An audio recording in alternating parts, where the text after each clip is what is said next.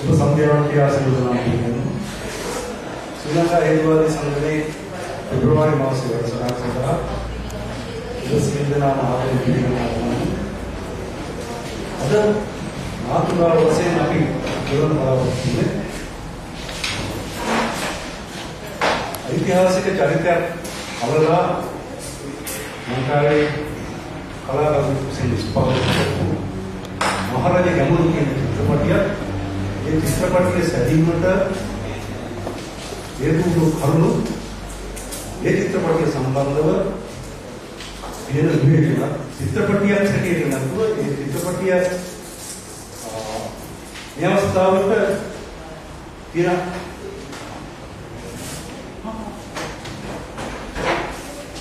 මොහොතේ අවස්ථාවකින් සම්බන්ධව මේ ක්‍රියේටිව් රටේ පොත. අතවසම් කියනවා අපි කලාකෘතියක් ක්‍රියේටිව් කිරීම නෙවෙයි කරන්නේ යන්නේ. මේ ඉතිහාසික චරිතයත් මේ චිත්‍රපටියත් ඒ වගේම මේ චිත්‍රපටි දැකීමට තිබිච්ච පසුබිම සම්බන්ධව යම්කිසි දෙයක්.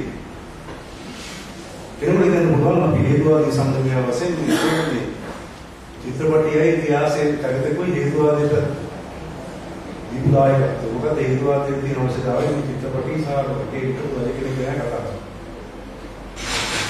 නමුත් හේතුවාදය කියන්නේ මුත්‍යාවද එරෙහිව අරගල කරන දෙයක්. මුත්‍යාවද කියන්නේ දුරුසේ කොට මන්ත්‍ර ශාස්ත්‍රවල නොපෙන්න බලවේගවල දෙවියන් සම්බන්ධ කරක් නෙවෙයි. වඩා කියන සියලු දෙවියන් සම්බන්ධව යම් මුත්‍යාවක් වගේ. සමහර දේවල් අපිට තෝරාගෙන පුළුවන් වුණ සමහර දේවල් අපහසු වෙනවා. සමහර දේවල් දුරදා. ඒ සම්බන්ධව අපිට කියන ඉතිහාසය මිත්‍යාවන්ගේ පිළිගෝ. ඉතිහාසයේ මිත්‍යාව හිතලා කරගන්න නැතුව ඒක වර්තමානයේ සමහර දේවල් කතා කරගන්න බැරි තත්ත්වයක්. ලංකා ඉතිහාසය කරන බැලුවොත් ඉතිහාසයේ සෙවීම සඳහා බොහෝ අය උත්සාහ කළේ ඉතිහාසයේ තමන්ට අවශ්‍ය දේ හොයාගෙන ඒ කුළුණු ඉතිහාසය ගොඩනැගුවා. අර මම පොතේ කිව්වා එල්පයා කම්මු කියන ශ්‍රේෂ්ඨ අවනතරවල කියලා තියෙනවා සත්‍ය කුමක්දයි සොයා ගැනීම යනු කැමැති කුමක්දයි සොයා ගැනීම නෙවෙයි. ඒ ඉතිහාසය උගත් සිද්ධ කරලා තියෙන්නේ සත්‍ය කියලා කියන්නේ තමන් කැමති. එයාලවල ලංකා ඉතිහාසයේ බුදුරජාණන් කියන චරිතය විශේෂ චරිතයක් බවට පත් වෙලා. මා දන්නා තරමට ලංකාවේ සිංහල බෞද්ධ ජාතික චින්තනයේ ආරම්භය යන බුදුරජාණන් වහන්සේ පත්. බුදුරජාණන් කියන චරිතය සත්‍ය වශයෙන්ම තිබුණ කොහොමද කියන එක අපි දන්නේ නැහැ. නමුත් වංශ කතා දෙකක් කියනවා අපේ දීප වංශය සහ මහා වංශය කියලා. ඒක මහා වංශය කියන කතාව විසින් නිර්මාණය කරපු චරිතය තමයි නිර්මාණය කරපු වීර චරිතය තමයි බුදුරජාණන් චරිතය. ඒ අරමුණ දුර්ගම් සඳහන් වන ඉතාම සාහිත්‍ය ග්‍රන්ථයක් කියන බෞද්ධ සාහිත්‍ය ග්‍රන්ථයක් පූජාවලිය. ඒක ඊටත් වඩා ගැඹුරු විදිහට සහ ඊටත් වඩා භක්තිමත් ආකාරයෙන් දුර්ගම් රජුගේ චරිතය විස්තර කරනවා.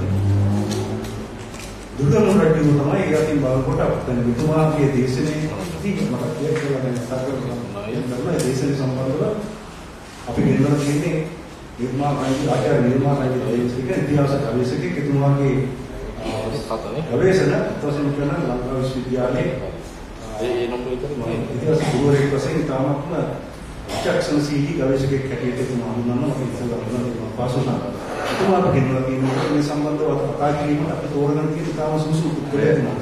දැන් එතුමාම කතා කරලා පස්සේ සම්බන්ධව තාම උන්ට විග්‍රහයකදී මම කියනවා යම්කිසි උඩපිරීමක් පමණයි. ඉතිහාස චරිතයක් වශයෙන් දුර්ගම් කොයි වගේ කෙනෙක්ද කියන එක අපි හරි ගොඩක් ගත්තා. මහා වංශයේ විසින් නිර්මාණය කරලා දීපු දුර්ගමුණු ලංකාවේ විවිධ චරිතයක් බවට පත් වෙනවා. මේ විවිධ චරිතය කොච්චර දරුණුට ගියාද කියනවා නම් අද ගම් වාරේ දේශපාලනකවෝ දුර්ගමුණු නම් වෙන්න පුළුවන් තරම් විශ්වාස කරනවා. ක්‍රියාවලියුයි චෛතසික පැත්තෙන් දෙකේ. සමහර දුර්ගමුණු නැහැ. ඒ තරමට බුදුරජාණන් වහන්සේ ලංකාවේ ජාතික වීරය හැටියට පිසු පිළිගන්නවා. මේ චරිතය අරගෙන චිත්‍රපටයක් නිෂ්පාදනය කරන මේ ජයන්ත චෞස්කී කියන කලාකරුවා උත්සාහ කළේ ඇයි කියන එක සහ ඒ සම්බන්ධ විස්තර තුමාගේ දේශනාවේ විතරයි. මට කියන්න තියෙන එක තමයි දුටුගැමුණු රජුගේ වීරත්වයට නැඹුරීමේදී බුදුන් රජුගේ තියෙන ඒ කාලේ තිබිච්ච යම් යම් ස්වභාවයන් අතිශෝක්තික වර්ණනා කරලා මහාවංශයේ ආමුතු මහානාමාමුතු පෙන්නනවා. යන්ත චන්ද්‍රසිරි බුදුරජාණන් රජුගේ සම්බන්ධව තිබිච්ච යම් විවේචන උන් ජාතිවාදී බව බොහෝ වගේම බුද්ධාගම පළවෙනි වතාවට යුද්ධයට සම්බන්ධ කරගත්ත රජු බව වික්ෂුන් වහන්සේලා යුද්ධයට අතර වික්ෂුන් වහන්සේලා යුද්ධ කරන්නේ අරණකින් පළවෙනි රජු වෙන්නේ ඒ වගේ විවේචන අද තියෙන නිසා අදෝ ජාන්ත චන්ද්‍රසිරි බොහෝ ප්‍රවේශමේ බුදුරජාණන් රජුගේ චරිතය පොට්ටක් සෝදලා ඊට වඩා හොඳ අත ලංකාවට ගැලපෙන ඒ වගේම ලෝකෙට ගැලපෙන විදිහට තිබීමට පුදුම සහායක් දරනවා. ඒ තමයි ඔයස්තාවවත් මහානාමහඳුරු දුර්ගම සම්බන්ධව කතා කරනකොට විරුද්ධ පාර්ශ්වයේ පුද්ගලයෝ ගැන එන්නලා තියෙන දෙමළ කියන වචනේ පාවිච්චි කරනවා. දුර්ගම රජුෝ අර අනිත් සියලුම දේ සම්බන්ධව ගත්තාන් පස්සේ ඉලා රජුෝ කෙලින්ම කතා සමානකර ඉලා රජුෝ දෙමළ. ඔබේ සිලෙවරු දෙමළ. දෙමළ කියන වචනේ තාමත්ම හැදිනු ලියලා තියෙනවා මහා ජාන්ත චන්ද්‍රසිරි එහෙම යොදලා නැහැ මම කිව්වට. ඉනිහා අවශ්‍ය උත්සාහ කරලා තියෙන්නේ දුර්ගම රජු විසින් මේ අපෙන් කරන්නේ ආක්‍රමණය දුර්ගම. එයාගේ වචනෙත් එක්කම උදාහරණ තියෙන ආක්‍රමණය. ඒවලුනේ වාචි කරන්නේ. ආක්‍රමණය කියන වින්දෝ කරන සරණ ඊටම සාධාරණ සරණක් හැටියට උවද. ඒතකොට මහාවංශයේ ඉලාරජ්‍යෝ වෙන කියලා තියෙන යම් කිසි ප්‍රසංසාත්මක තත්ත්වයක උගම වික්ක වලක් නැහැ. අවුරුදු 44ක් තිස්සේ කිසිම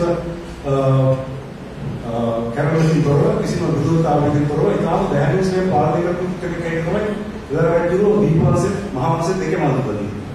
මොකද ජනහන්ද්‍රිය එහෙම කරන්නේ නැහැ. එයා කියලා තියෙන්නේ සාමාන්‍ය සිවිල් ජනතාව ඝාතනය කරපු ජාතික හැටියට පෙන්නන ඉලාරජ්‍යෝ. දෙපළේ ඉදිරියට පෙන්නනවා රහණීට එල්පීටි සංවිධානයේ මහින්සක සිංහල මිනිස්සු මරුණු වගේ ජනගාතම දෙකක් කරනවා. බුදුරජාණන් යාමස් සාර්ථකයි ඒ වගේම ඒක මේ ග්‍රේසු දෙයක් විශ්වාස දෙයක් හැටියට පෙන්වන්න උත්සාහ කරලා තියෙනවා යන්නකයි. ඉතින් අපි දන්නේ මේක පාලන යුගයේ පාලක පක්ෂයේ හිතසුබ පිළිසාර ඔවුන්ගේ අවශ්‍යතාවයන් පිළිස නිෂ්පාදනය කර දෙයක් උන්ගේ යම් කිසි සතු පටු පාඩම් වගේ දෙයක් ගන්න ධ්‍යාන සම්බන්ධයේ කලාකාරයෙක් එහෙම දෙයක් කළේ ඇයි කියන එක මට යම් කිසි ප්‍රශ්නයක්.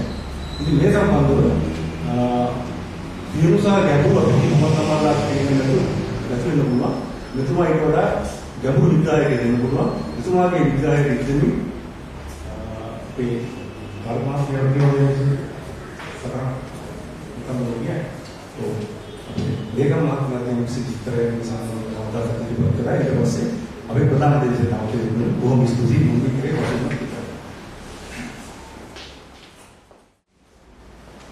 දැන් මේ ආචාර්ය නිර්මාල් මෙතනදී හම් වෙන අයනි හෝ අත්වෙනි වතාව විතර මොනගේ වෙනව නමුත් මගේ දැන් මේ සමාජයේ මතුවෙන තේමාවන් එක ගත්තාම මේ මහත්මයාට තේමාව සම්බන්ධයෙන් සාකච්ඡා කිරීමේ සුදුසුකමක් තියෙනවා.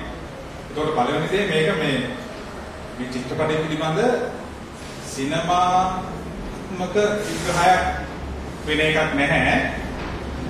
ඒ වගේම මම මේ නිර්මාල කතා කරන්නේ මොන කර්ම සම්බන්ධයෙන්ද කියලා සාකච්ඡා කරන්නේ නැහැ. මම දැන් මේ මාත්‍රා මෙතනට පැමිණලා තියෙන නිසා මෙතනට අදාළ වෙන මොකක්ද කියන එක ගැන අවබෝධයක් තියෙන නිසා ඒ ප්‍රශ්න මතුවෙන්නේ නැහැ. කොහොම හරි මේක අපි මේ සිනමාත්මක විග්‍රහයක් ਵਿਚාරයක් නෙමෙයි මේක හේතුවාදී සංගමයේ මෙතනට සම්බන්ධ වෙන්නේ මෙතනට අදාළ වෙන්නේ ඉතිහාසයේ සම්බන්ධයෙන් අපි යම්කිසි ਵਿਚාරශීලී ආකාරයකට බලන්න සහ පවතින ජනප්‍රිය ඉතිහාසයේ තියෙන අගතීන් සම්බන්ධයෙන් අපි ෆයිට් එකක් කරනවා. ඒකත් අපිට මේ නිමිත්තක් මේ චිත්‍රපටයේ මේ වෙලාවේ අපිට සාකච්ඡාවට භාජනය කරනවා. කොහොම වුණත් මේ අපිට දැනෙන දේ තමයි මේ ඉතිහාස උඩ දාන එක ඉතිහාසයෙන් ග්ලෝරිෆයි කරන එක කියන්නේ මිත්‍යාව කවිචාරය. ඒ නිසා අපිට මේ පිටියක් තියෙනවා මේ වැඩේ පටන් ගන්න. මම හිතන්නේ ප්‍රවේශය ගන්නකොට මේ මම කියන්න බලාපොරොත්තු වෙන්නේ අපි සෙන සුරබල මහත්තයන් කියවෙච්ච නිසා මම හිතන්නේ අපි මේ සාකච්ඡාව වරකට හැරි මේ ඊට පස්සේ අපිට මේක සංවාදයක් විදිහට ඉස්සරහට ගෙනියන්න පුළුවන්. අතවශ්‍යම මේ කියන්නේ මගේ නන්දුවක් පෞද්ගලික කාලෙම තිබුණා ඒකයි මම වාරගත්තේ.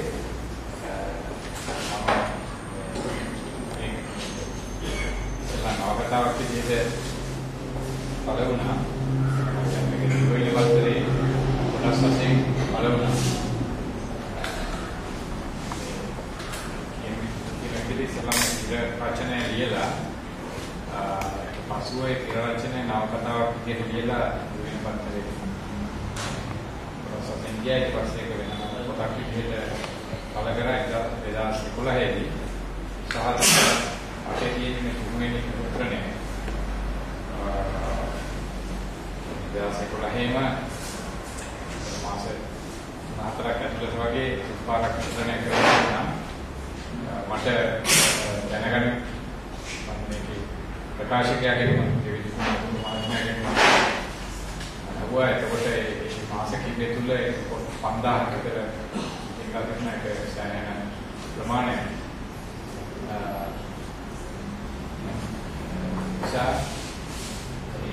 ඉගෙන මම දීර්ඝ රචනාවක් ලියුවා ඉතිහාසයේ සම්බන්ධ තව ඉතික මගේ අත්වශයෙන්ම කිව්වා මේ යාන්ත සම්ප්‍රසිද්ධි මේ වගේ උද්‍යාන කිරීම ගැන මම පුදුම වෙනවා. අත්වශයෙන්ම මම නම් පුදුම වෙන්නේ නැහැ. ඒක මම හිතන්නේ ඒක නරකාන්තේ නෙමෙයි.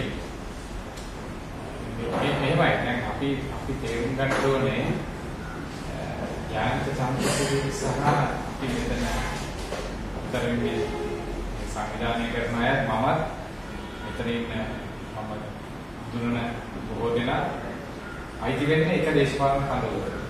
යාන්ත සම්ප්‍රදාය අයිති වෙන්නේ එක වෙනත් දේශපාලන කඳවුරකට. දැන් මේ දේශපාලන කඳවුරු දෙකට තියෙනවා තමන් කරන කියන දේ තමන් උගමනය කරන දේශපාලන දැක්ම සම්බන්ධයෙන් තමන්ගේ වූ සාධාරණීකරණය. යාන්ත්‍රික කියලා කියන්නේ රාජපක්ෂ රාජ්‍යයේ ප්‍රධාන පිටිපස්සේ ප්‍රධාන චින්තකය. ඒ වශයෙන්ම මේ ව්‍යාපාරයේ ඉන්න කියන බොහොම මේ යාවියේ පසුපස හිටපු විදග්ධ කලාකාරයෙක්. ඒක නිසා මේ ඒක ඇතුලේ තමයි කිසි දෙයක ඒක පුළුවන්. ඒ වගේම මම හිතන්නේ මේ කෘතියට සාමයේ නැදිහස් වීමට තිබෙනවා ඊට වැඩිය ටිකක් දුරු සමාජ මනෝවිද්‍යාත්මක පදනම. මම මේ කියපු දීර්ඝ රචනයේ උගමන මේ මහරජගමනු පොත ගැන කියපු කොටසට මම දීපු මාතෘකාව තමයි දෙමළු සම්බන්ධ කැළඹීමට පත් සිංහල බෞද්ධ සාමූහික වර්ග සාක්ෂියට ඓතිහාසික පිළිතුරක්. කියන්නේ දෙමළ සම්බන්ධ කියන trouble conscience, collective conscience. දැන් මෙතන ඉන්න මම දන්නේ කී දෙනෙක් කියලා ආචාර්ය ගණනාත් ප්‍රවේශයකට 1900 සතිරිකලෙන්නේ education of conscience කියලා. ඒක සාක්ෂි පිළිබඳ භාවනාවක් කියලා. ඒකේ ඔයත්වයෙන් තාගරේ ඉතිගමු කතාව තමයි විග්‍රහ කරන්නේ. මේ දුර්ගම කතාව ඉතිගමු කතාවේ තියෙන එක සිද්ධියක්. දැන් ඒ සිද්ධිය තමයි දැන් මහාවංශයේ කියන විදිහට යුද්ධය ඉවරුණායින් පස්සේ ඊළඟ සමගිය ඉවරුණායින් පස්සේ දුගමු නිදාගෙන බැරි නිින්ද යන්නේ නැති තත්ත්වයක් ඇති වෙනවා. ඒකට හේතුව තමයි එයා කල්පනා කරනවා තමන් යුද්ධයේදී කරපු මහා නිෂ්කාතනය නිසා තමන්ගේ ස්වර්ග තමන්ගේ නිර්වාණ මාර්ගයට බාධාවක් වෙයි. ඊගන දැන් ඉන්නකොට මහවංශයේ කියන විදිහට පුවමුදියෝයින් වාසී රහතන් වහන්සේලා විසක් ඇවිල්ලා කිව්වා කියලා කියන්නේ එහෙම බාධාවක් වෙන්නේ නැහැ. ඒ ඝාතනයේ විචායාතරෙන් මිනිස්සුන්ගේ එකමාරක් විතරයි ගුවන් සාමින්දී කෙනෙක්ට තව කෙනෙක් පන්සල් කරන්නේ. ඒකෝට ඒකයි ගුවන් සාමින්දී කියනවා වටින්නේ නැහැ වාගේ ඒක එකමාරයි.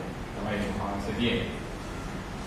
ඒකට පස්සේ ඒක නිසා ඒ කියන්නේ කලබල වෙන්නේ නැතුව මේ ඉඳ කියලා කිව්වා පස්සේ ඒක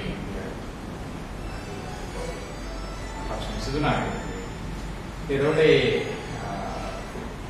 ඊට පස්සේ ඔය සිදුවීම සැරින් සැරේ දැන් ගමු කතාව සැරින් සැරේ විවිධ සාහිත්‍ය වල යලි යලි එනවා. මෑත කාලයක් වෙනකම් සැරින් සැරේට ගමු කතා වෙනවා. අවසාන වශයෙන් මේ විදියට සිතුවන්නේ තියෙනවා.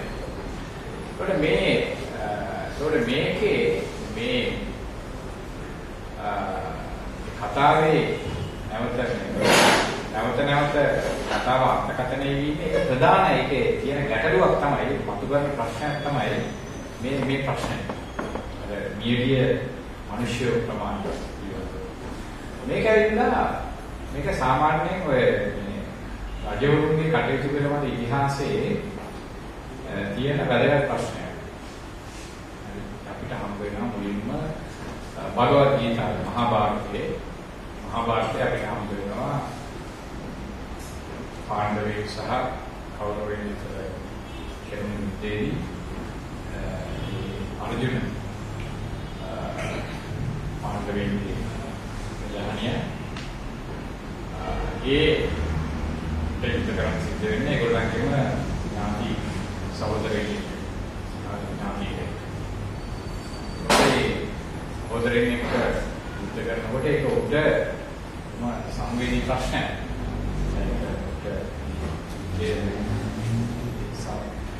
සහෝදරයන් ඝාතනය කරන පාත්‍රු ඝාතක යුද්ධයේ තරන්න අමාරුයි. ඒ තරන්න බැලුව යුද්ධ කරන්න ඉන්නකොට ඔහුගේ රතාචාර්යවරයා වුණ කෘෂ්ණගේ අවතාරය ක්‍රිෂ්ණා උට කියනවා ඇයි මේ ප්‍රශ්නේ මේ කලඟුණු සාක්ෂිය පිළිබඳ ප්‍රශ්නේ මගේ හරගන්න කියන්නේ ඒකට උත්තරයක් දෙනවා. ඒක තමයි භගවද් ගීතාව. කියන්නේ ඒක වශයෙන් මේ ශාස්ත්‍රීයගේ යුතුයකම තමයි යුද්ධ කිරීම. ඒක නියනවා කියලා කියන්නේ ඒ අය දැනටමත් ඒ යම්කිසි ඉරණම විසින් ඒ මරණය උන්ගේ ඉරණමේ කෙරිලා තියෙනවා. ඒ නිසා ඒක මේ ක්‍රියාවලියට නැතිවත් වීමක් පමණයි. අරගෙන විසින් කරන්නේ ඒ නිසා ඒක අවුකින් පිළිබඳ ප්‍රශ්නයක් වෙන එක නෙමෙයි. ඒක මේ ධර්මයේ පිළිබඳ ප්‍රශ්නයක්. ඒක එක්තරා විදිහකින් මේ කියන්නේ දෙපොත්තේ කියලා සාමාන්‍ය කියන්නේ වෛදික කොස්මොලොජි නැත්නම් විශ්ව වේදය ඇතුලේ ඒක පැහැදිලි කරනවා. ඒක ඇත්තටම විසඳුමක්. ඒ නිසා තමයි තවමත් භගවද් ගීතාව කියන්නේ ඉන්දියානුවාගේ රාජ්‍යයට පවා අද වුණත් දැන් ඕන එකක් කරන්න ගියාම ඉන්දියානුවෝ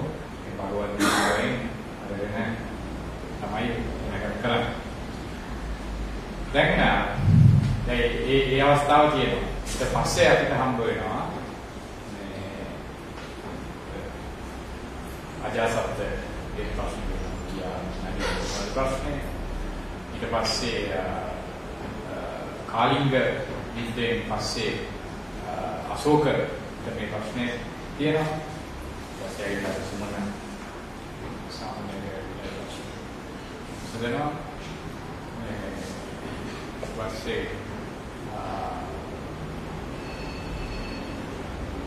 පස්සේ ඒ වගේ අවස්ථා තියෙනවා. දුර්ගමනුගේ කතාවේ තියෙනවා. ඊට පස්සේ වුණා යම් කාලයකට රාජසිංහ පිළිබඳ කතාවෙත් වෙන විදිහකින් වෙන ආකාරයකට ඒ ප්‍රශ්න තියෙනවා. පළවෙනි සීතාව රාජසිංහ. ඒ කියන්නේ මේකේ හැමතැනම තියෙනවා මේ දැන් මේකේ මේ නිසා දැන් මේ යුද්ධය සහ ඒ යුද්ධය හරහා උල්ලංඝනය වෙන සදාචාර විනුණ්ඩන පිළිබඳ ගැටලුව මේකවිලා සනාතනික ගැටලුව. ඒ කියන්නේ මේකවිලා බැලුවොත් සාමාන්‍යයෙන් මේ සත්ත්ව ලෝකයේ තමන්ගේම වර්ගය ඝාතනය කරන්නේ මම හිතන්නේ මිනිස්සු විතරයි ඉන්නේ. කවුද? තමන්ගේ වර්ගය සත්ත්වලදී organized විදිහට එහෙම ඈ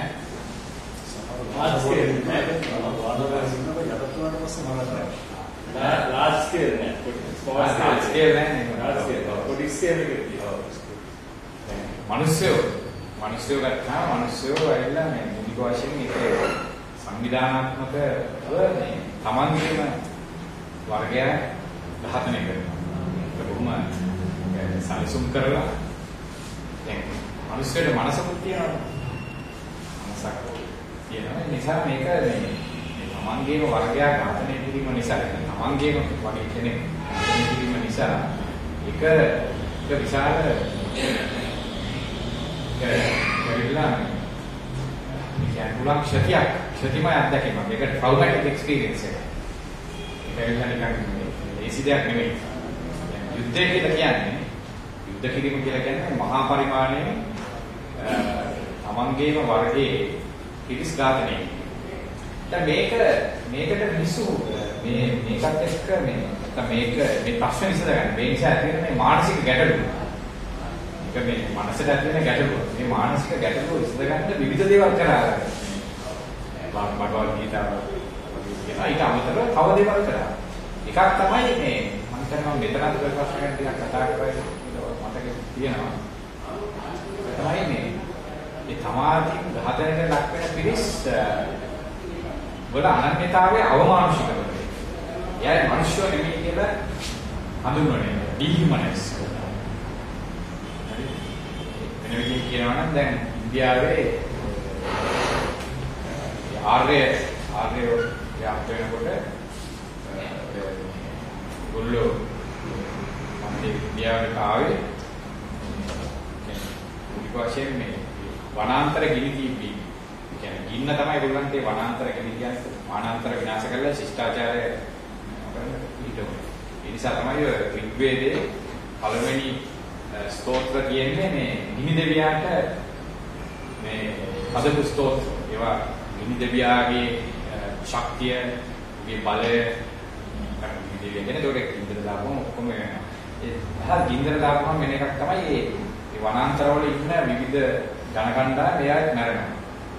ඒකට කරපු දෙයක් තමයි මැරෙන අයව විවිධ මේගොල්ලන්ගේ යක්ෂයෝ, රාක්ෂසයෝ, අසුරයෝ වගේ විවිධ නම් වලින් මේ අර අවමානුෂික කිරීම සිදු කරන ලකුව. ඒකට ඒගොල්ලෝ මිනිස්සු වෙන්නේ. ඒ වගේම තමයි ඔය ආර්ය දකුණු ප්‍රදේශයට ආක්‍රමණය කරනකොට ඒ දකුණු ප්‍රදේශයේ හිටපු අයට කිව්වේ රාක්ෂයෝ කියලා. ඒක තමයි රාවණ කතාව රොමිලා වගේ හඳුන්වන්නේ රාමායනය කියලා කියන්නේ ආර්යයන් දකුණු ප්‍රදේශයට ව්‍යාප්ත වෙනකොට ඒ දකුණු ප්‍රදේශයේ හිටපු මිනිස්සු එයාව අවමානශීකරණය කිරීම සඳහා හදපු කතාන්දරයක්. ඒකෝට මේ කතාන්දර ඇවිල්ලා එක්තරා විදිහට මේ කතාන්දර කරන්නේ මිනිස්සුන්ගේ මේ මානසික ගැටලුවක් විසඳීම සඳහා යම්කිසි අර කෝපක් මෙකැනිසම් එකක්. නැත්නම් ඒ ප්‍රශ්නය සදා ගැනීම සඳහා යම් කිසි මානසික විසඳුමක් යෝජනා කරනවා. ඒ නිසා මේවට මානසික විසඳුම් ඕන මේ වගේ වර්ධ සාක්ෂිය පිළිබඳ මේ සාමූහික වර්ධ සාක්ෂිය පිළිබඳ ප්‍රශ්න වල. එතකොට දැන් මේ දුටුගැමුණු ප්‍රශ්නය ගණනාත බේසයක සාකච්ඡා කරනවා මේ දුටුගැමුණු මේ කතාව විශේෂයෙන් මේ අවසාන කලබුරු වර්ධ සාක්ෂිය පිළිබඳ මේ කතාව මිනිසුන් හරිම පිළිබඳ මේක සැරිසරේ එනවා මේක අර යන විදිහට මේ ඊයට ඔබාගෙන ඉන්න රබර් බෝලයක් වගේ සැරිසරේ මතුවෙලා අලුත් අර්ථකථන වෙනවට ඉදිරිපත් වෙනවා. සාහෝ ගලුවා මේ සමාජයේ ඇති වෙන යම් වෙනස්කම් වලට සාපේක්ෂව ඒවට අනුව මේක වෙන අර්ථකථනයක්. මේකේ අර්ථකථනයක් යම් විදිහට වෙනස් වෙලා තියෙනවා. ඒකට මේක 19 වෙනි සතවර්ෂයේ වෙනකම්ම මේ 20 වෙනි සතවර්ෂයේ වෙනකම්ම මේ යලියලි අර්ථකථනය කිරීම සිද්ධ වෙනවා.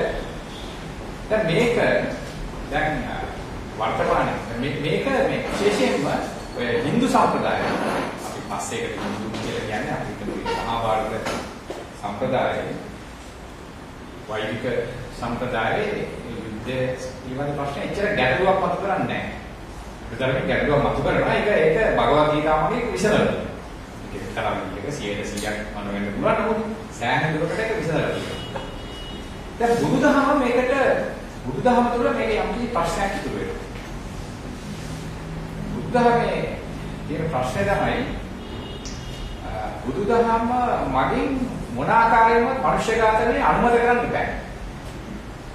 අර භගවත් ගීතාව මගින් යෝජනා කරනවා වගේ විසඳුමක් මනුෂ්‍ය ඝාතනය සම්බන්ධයෙන් ඒක බුදුදහම තුළ පුළුවන් දෙයක් නෙමෙයි. ඒක just war සාධාරණ යුද්ධය පිළිබඳ අදහසක් එක බුදුදහම තුළ මූලධර්මී වශයෙන් සාධාරණීකරණය කරන්න බෑ. දැන් ඔය අවුගේ කාලේ විශේෂයෙන්ම ඔක සෑහෙන දුෂ්කර ව්‍යායාමයක් අරගෙන තිබෙනවා.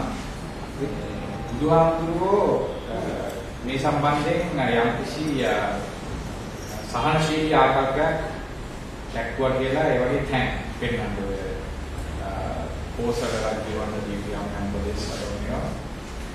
ඉතින් ඒවා ඇත්තටම ඒවා වෙන විදිහකට අර්ථකථනය කරන්න පුළුවන්. ඒවා ඉන්න විද්‍යාව මත කිරීමක් කියන්නේ ඉතින් කියන්න පුළුවන්. බුදුහාමුදුරුවෝ දැනගෙන හිටියා ඉතින් මේ අජෝරුනා යුද්ධ කරනවා සාමතක කරන්න එපා. ඒ මහත්තුනේ තාම ලේවැකි යුද්ධ කියන වකවානුව.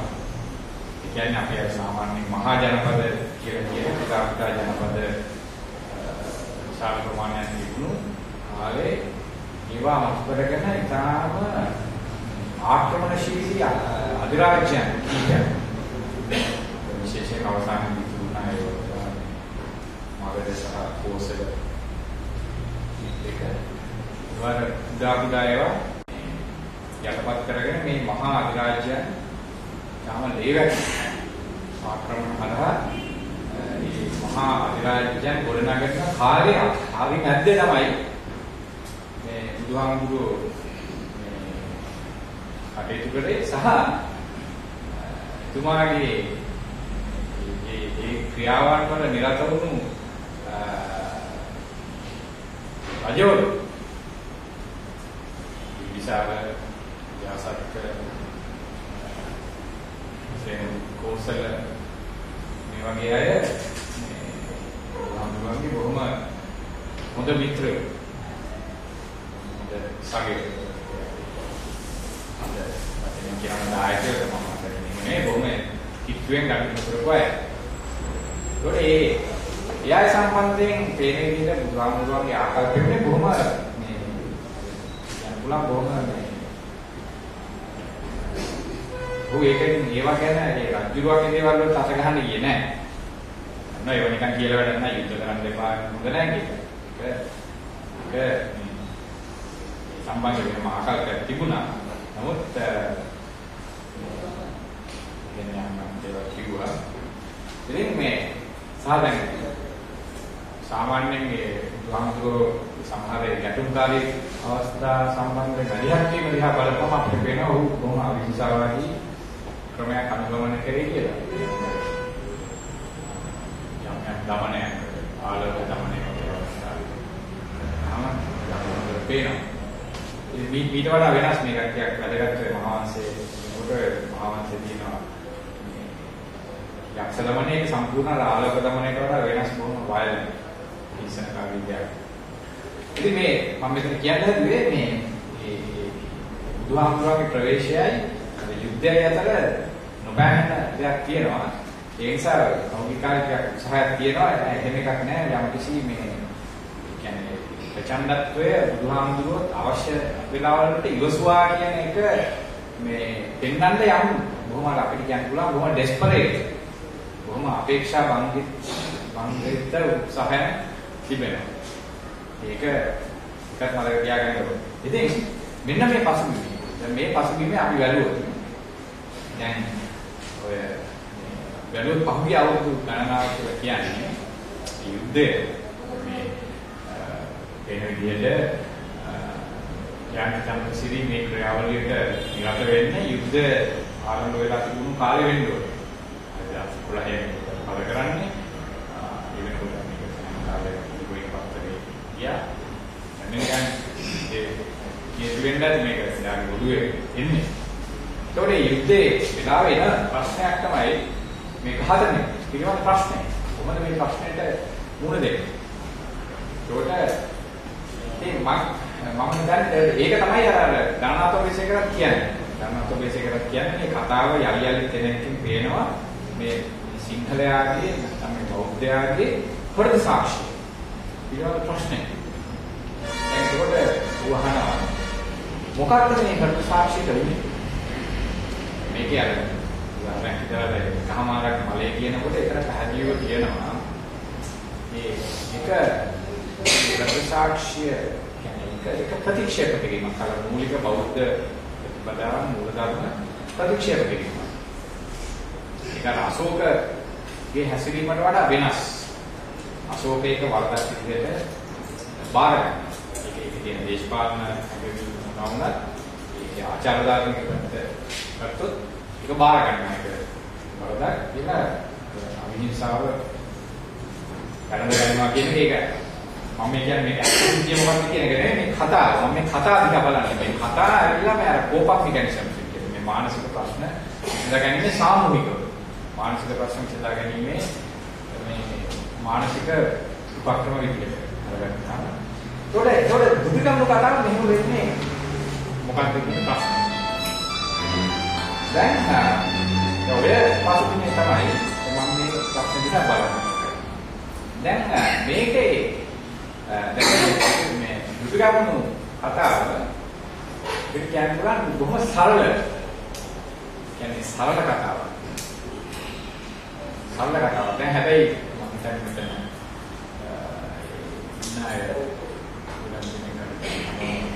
චිත්‍රපටිය බලන්න ඇති කියලා මම හිතනවා. සහ නවකතාව මේකේ බුදුගමු අපිට ටිකක් වෙන විදිහට එන්නේ. ඉතින් නෑ මෙච්චර මේ මහා වංශයේ බුදුගමු ගැන අපිට මෙහෙම මේ විදිහට අපි එහෙම මේ කියන්නේ බිල්ඩ් වෙච්ච වගේ එහෙම විස්තරාත්මකව ඉදිරිපත් කරන චරිතයක් අපිට හම්බ වෙන්නේ නෑ. වංශ කතාවේ එහෙම හම්බ වෙන්නේ නෑ. අපිට හම්බ වෙන්නේ නෑ. නමුත් මේකේ දැන් ආයතරා විදිහේ අර යාගේ කලාත්මක පරිකල්පනය පාවිච්චි කරලා යා නිර්මාණය කරන චරිතයක්. මේ චරිතේ යාම සංවේදී අර අත් වශයෙන්ම අර ඒ බුදුදහම මහා වංශයේ බුදුදහම නෙමෙයි අපි හම්බ වෙන්නේ. මහා වංශයේ බුදුදහම නෙමෙයි. දැන් මේක මේ වගේම පොතක් කලාකෘතියක් ඒ කාලේ මාව මේ රත්නවල්ලි කියලා කියන්නේ මේ සුනිල් විජේසිංහවර්ධන මේ නාට්‍ය පිටපතක් විදිහට මේ නාට්‍ය එක්වරක්. නාට්‍යයක් විදිහට මම දැක්කුවා මේක ඉතාම ප්‍රශ්නජනක දේ තමයි මේක ඒ නාට්‍ය නිෂ්පාදනය කරේ නදීක ගුරුගේ. ඒ නදීක ගුරුගේ තමයි ආරජකම් චිත්‍රපටයේ සංගීත අධ්‍යක්ෂණය කරලා ඉන්න උන් තමයි අබා චිත්‍රපටයේ සංගීත කරලා ඒකෝඩේ නාට්‍ය කණ්ඩායමේ අවුලිසායක ඉන්නහට නේ මේ මුතිය කියනවා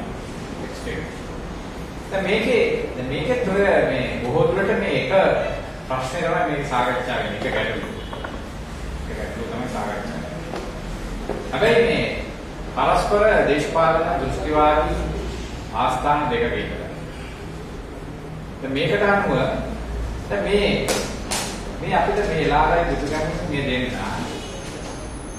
දැන් මේවා හරි වැදගත් මෙයා ඉදිරිපත් වෙන විදිහ. දැන් කියන්නේ බඩුවේක මට සම්පූර්ණ බලන්න බැරුණා මම. කියන කී අපර කීර්ති මේක කියලා දුන්නා. දැන් මම එච්චරම එකඟ නැහැ ඒ විදිහට. දැන් මේකේ සමහරවිට ගොඩක් දෙනෙක් සෑහීමකටපත් වෙලා තිබෙන බව වෙනවා මම හිතනවා. දැන් මේ දුටුගැමුණු බොහොම මේ ඇග්‍රෙසිව් නෑ. යුදකාමී නෙමෙයි.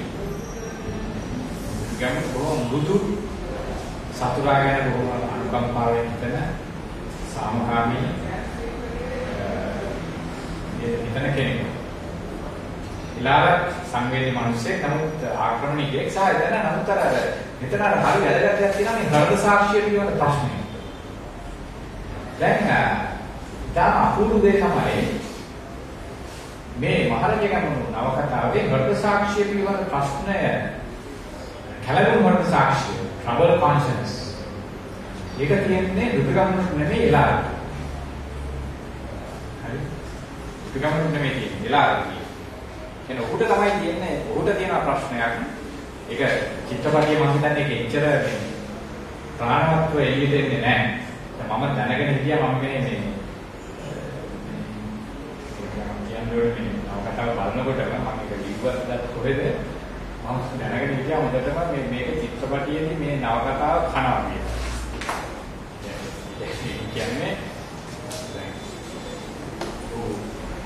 චිත්‍රපටි කාර්යයක් තමයි. ඔහුට මේක චිත්‍රපටියකට දාන්න බෑ කියන එක මට හොඳටම විශ්වාස කරනවා. ඒ කියන්නේ මම කියන්නේ මේක නවකතාවක් තියෙනවා. මේ නවකතාවේ තියෙනවා යම් ඔහුගේ අභිප්‍රාය ඉස්තරකමක් තියෙනවා. ඒකේ අභිප්‍රාය එච්චර හොඳ ඉස්තර වෙලා නැහැ කියන එක තමයි මගේ අදහස් චිත්‍රපටිය. මොකද ඒ යම් ගැටලු තියෙනවා. ඒක තියෙන සාමාන්‍ය මේ කාලේ චිත්‍රපටියක් හදන එක ලේසි.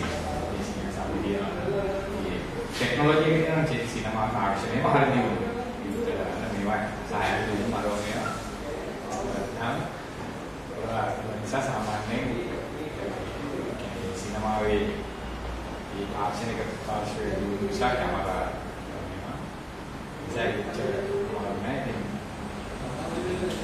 ඒක ඉන්සාරාවේ හෘද සාක්ෂි විතර ප්‍රශ්නේ එච්චර ලොකුවට ඒක එන්නේ නැහැ. දැන් මේ නවකතාව හොඳට තේරෙනවා. එතන ඉලාර කියන ප්‍රශ්නයක් මම මේ රට ඒකම සාමකාමී රට මේක හරි මේ ටිකක් හරි වැදගත් මේ ශ්‍රී ලංකාව කොහොමද ඉදිරිපත් කරන්නේ හරි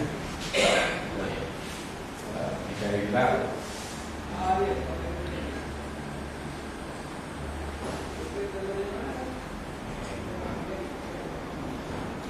මේවයි හරිනම් මම දන්නේ අපි හිමින් සැරේ කියවන්න. අපේ කොළඹේ තියෙන ඉතින් සැරේ අපි නිකන් එහෙම හදිස්සියේ පැයකින් ඉස්පාරේ කතා කරලා හරියන්නේ නැහැ.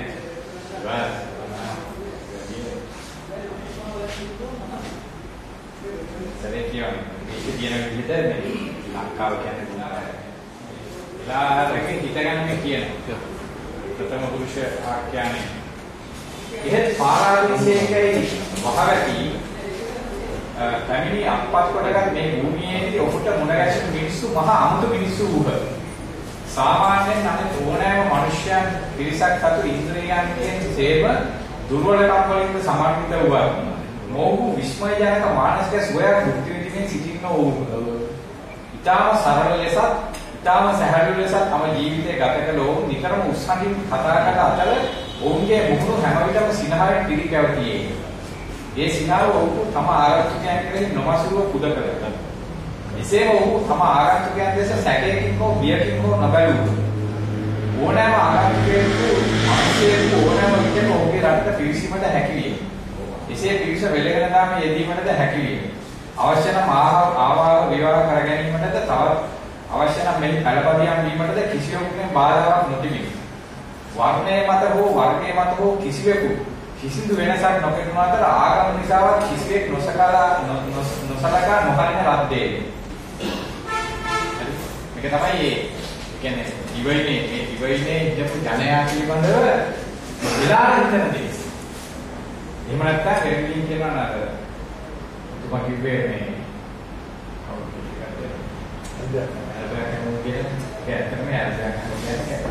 කන්ටසි සත්‍ය අතර වෙනස. කියන්නේ විලාර ලාංකිකයා ගැන හිතයි කියලා අපි කියන්නේ. අපි කියන්නේ නිතරම අපි කැමති අනේක අපි ගැන යම් විදියකට හිතනවා. ඒක අපේ ෆැන්ටසි කියලා කියන්නේ මාස් කියන්නේ මම මෙතන කතා කරනකොට මම කැමති ඔයගොල්ලෝ මං ගැන යම් හිතන විදිය ගැන සිද්ධිය යුතුයි කියලා මං හිතන විදිහක් කියනවා. මේ විදිහට තමයි මමත් මෙතන හැසිරෙන්නේ පෙන්වන්න කරන උත්සාහ කරන්නේ. හරි මගේ ෆැන්ටසි එකක් තියෙනවනේ මං ගැන මෙහෙම හිතන්න ඕනේ ඔයගොල්ලෝ කියලා.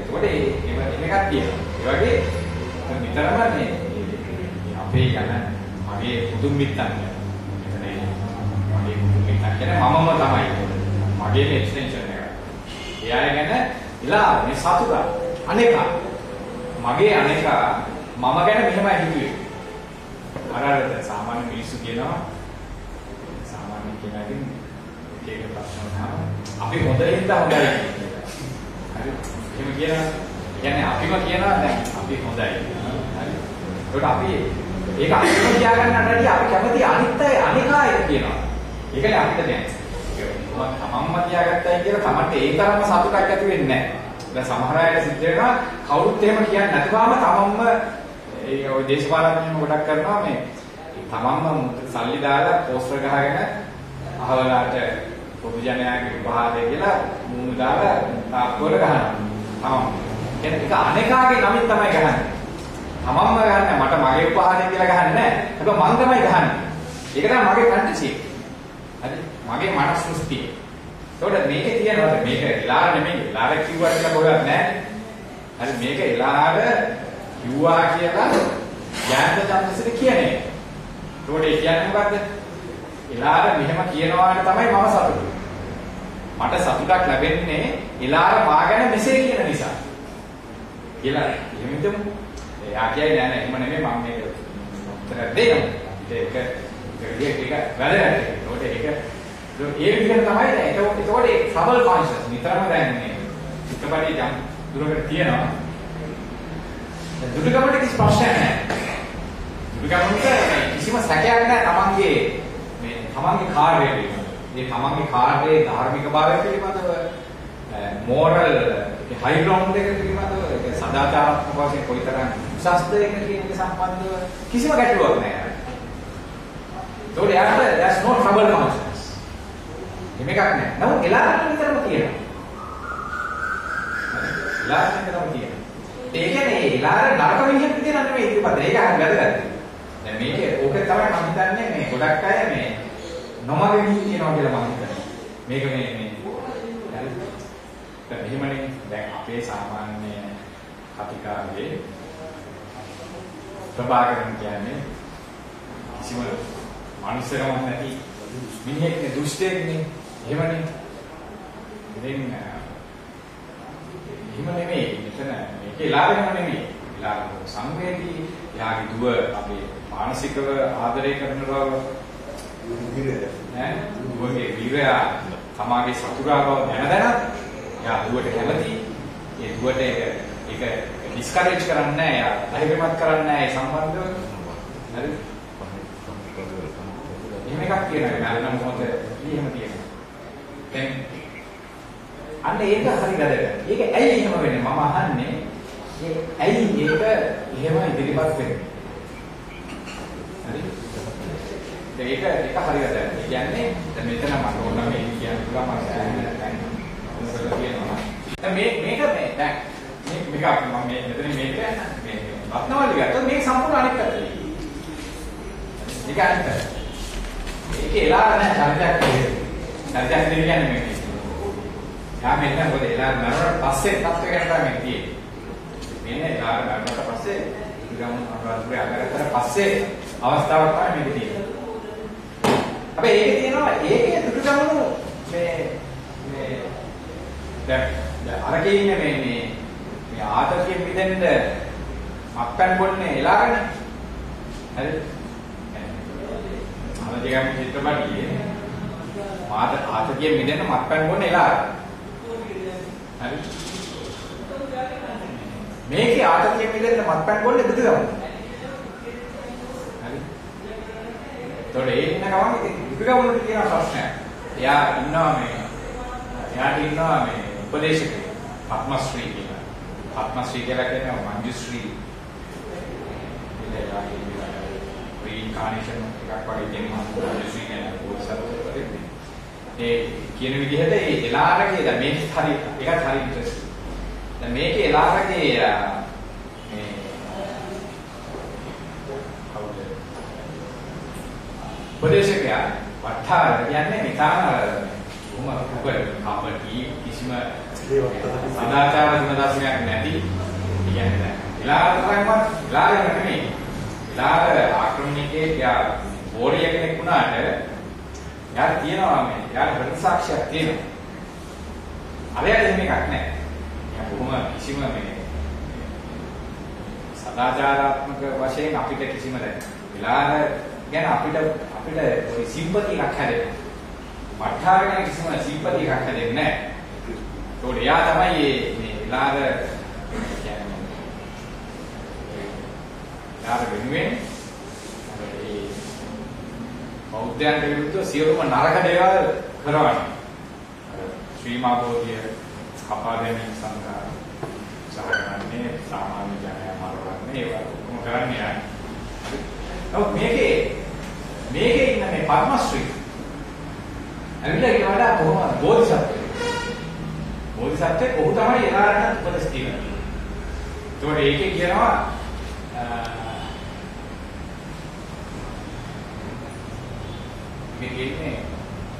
මේකේ සංවාදයක් තියෙනවා මේ දෙන්න.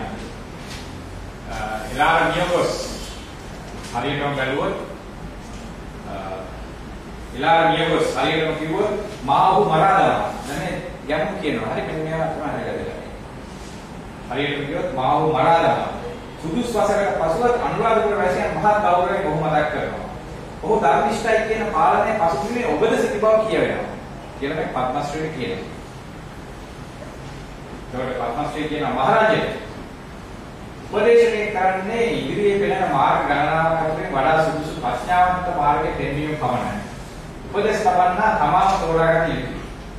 උපදේශ ලබන්නා තමාම තෝරාගන්න යුතුයි. තමාම ක්‍රියාත්මක විය යුතුයි. ඒ නිසා එලාවලගේ සත්ක්‍රියා සියල්ල එතුමාගේමයි. මේ පద్මශ්‍රී කියන්නේ. යමු කියනවා මම කැමතියි පිළිතුරට. එලාර දැහැමී කියන රැසියෝ මම දුෂ්ටගාමිනියයි කියනවා. ඒකත් හරි ගැටයක්. දැන් මේකේ කියන්නේ මේක අනිත්. මේ චරිත බලපුවාම යමුණු චරිතයේ කියන්නේ රැසියාගේ පරිකල්පනය තුළ ශ්‍රේෂ්ඨයා යමු. ඒක තමයි කියන්නේ. රැසියාගේ පරිකල්පනය තුළ ශ්‍රේෂ්ඨයා තමයි යමු. මේ කතාවේ ඉස්සරහින් නෑ මේකේ දිනනවා මේ ගොඩක් දුක්ගමන් ගැන කියන තරක කතා සහ එලාරගේ ශ්‍රේෂ්ඨත්වය පිළිබඳ කතා දෙකක් හරි වැදගත් මතක තියාගන්න මහා වංශයේ කියනවා එලාර ගැන කොහොම එලාර ශ්‍රේෂ්ඨයි කියලා කියන කතාව ඉතින් මේවා සාමාන්‍යයෙන් කියනවා මේවා ඉල්ලලා ඔය මේවා පර්ෂියන් ආරෝමයක් එහෙම කියනවා. සාමාන්‍යයෙන් ඔය ෆොනිකල්ස් වල තියෙන දේ තමයි ඒවාට සමහර ඒවා මේ චරිත වලටම ඒවා නෙමෙයි. මේවා මේ ගමන් වෙනවා කියනවා මේවා මිතොලොජිස් විතර ගන්න මිතිෆයිඩ් කිසිම සැකයක් නැහැ. යමුණු කියලා කෙනෙක් පුළුවන්. ආරම්භ කරනවා නැහැ කොහොමදදී අනුරාධපුරයයි ආගමයි අතර යුද්ධයක් කරන බව පැහැදිලි වෙනවා. නමුත් මේ දෙක කොහොමද උනේ ඒවා පිටිපස්සේ වුණ හේතු මොනවද ඒවා ඉතින් අපි තාම දන්නේ නැති දේවල් සහ මේ චරිත ඒවා පස්සේ කාලේ ගොඩනගන චරිත ඒවා මිතිෆයිඩ් මිතිෆිකේෂන්ස් ඒවා ප්‍රබන්ධ කරන්නේ ඒවා කියන්නේ හරි ඉලාරක තියෙනවාද ඉලාරක යහපත් කියලා කියන හදපු කතාවක් අර සාමාන්‍ය දරුවෝ කරවල දෙනවා ඒකෝනේ මේ කියන්නේ මේ අවකතාවේ කියන විදිහට ඒවා එලාරගේ ඔත්තු සේවා විසින්ම ප්‍රචාරය කරපු දේවල්. සහය අර පුතා ගැන කතාවක් ඒක නිකන් අර පොඩි අර ඒ ගැනත් අර මාලක සිල්වා ගැන වගේ පොඩි කතාවක් හදලා තියෙනවා.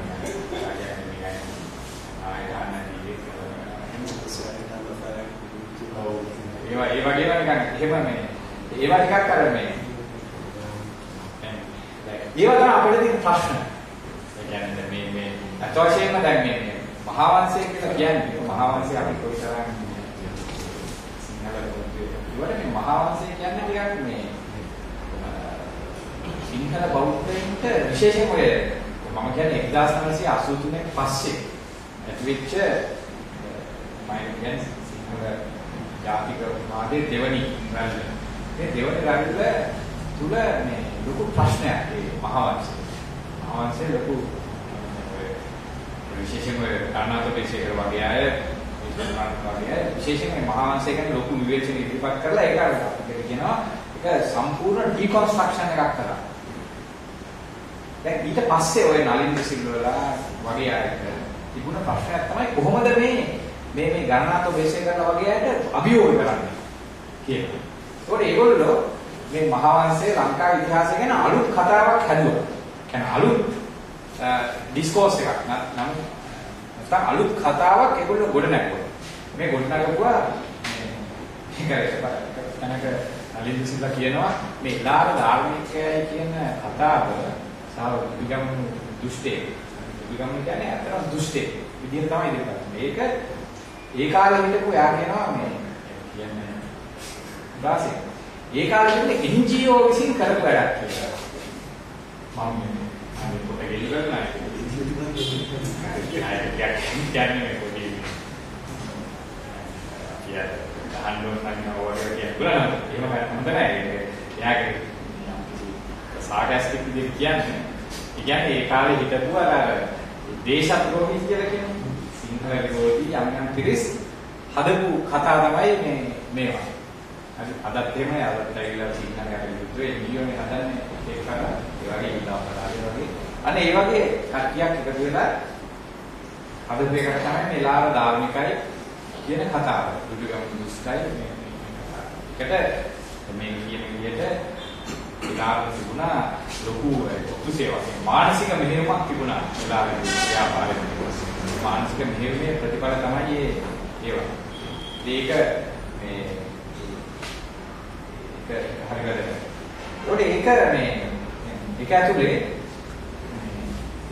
ඒක ඇතුලේ මේ කියන විදිහට යමුණු තමයි ආචාර ධර්මක වශයෙන් සදාචාරාත්මක වශයෙන් මහත් නමුත් මහත් බව එන්නේ අමුතු විදිහකට ඒක සංවේදීතාවයත් එක්ක ඒකට එලාර නරකයි කියලා කියන්නේ නැහැ. එලාරේ අර තියෙන හොඳ මේක නැති කරන්නේත් නැහැ. ඒකත් තියාගෙන හැබැයි දුදුගමන වලට එලාරට වඩා දුදුගමන ඉතින් තියෙනවා. ඒක මම හිතන්නේ ඒක අපිට මේ කොහොම මේ අපේ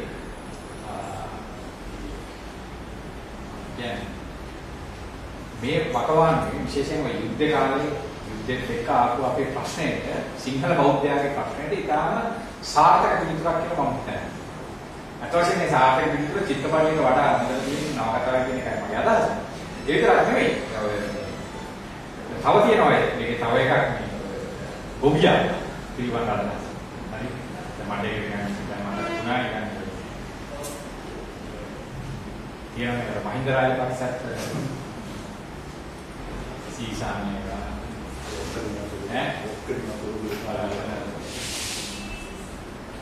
පාර්ලිමේන්තු ini habis Bigula. Bigula. Ya, itu boleh cerita punya bela yang lupa kan kah? Ini baru mahagogi. ඒකත් හරි කියන්නේ ඒක සම්බන්ධ කරන් පුළුවන්. මෙයත් ඇවිල්ලා එහෙම ආනවා මහා විශාල යාගයක් අස්වත් වෙනවා. හරි. ඒ ගොවියා සහ රජා අතර ඒ බැරියර් එක කඩනවා. ඒවා එක පැත්තකින් අර අවුගේ කාලේ ඇතිවෙච්ච දේශපාලන සංස්කෘතිය තුළ ඇතිවෙච්ච අපේ අපි කියන්න පුළුවන් සිංහල බෞද්ධ පොලිටිකල් ෆැන්ටසි. සිංහල බෞද්ධ දේශපාලන මනස්ෘෂ්ටිය තමයි ඒක තියෙන්නේ. ඒක මේ මම හිතන්නේ ඒක තමයි අපි සාකච්ඡාවට වාජනය කරන්න ඕනේ.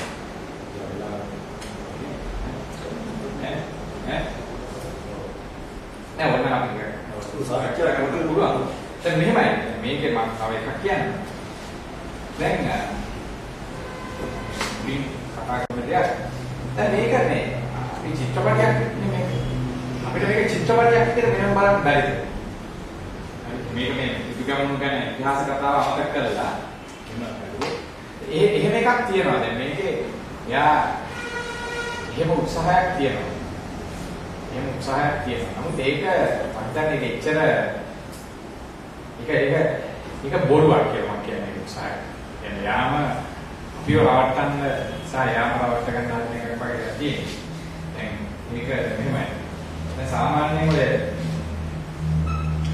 ඉතිහාස කෘති සහ ඉතිහාසය සහ කලාකෘති අතර තියෙන සම්බන්ධය විවිධ විදිහට තියෙනවා. දැන් බැලුවොත් ඉතිහාස කතාවක්.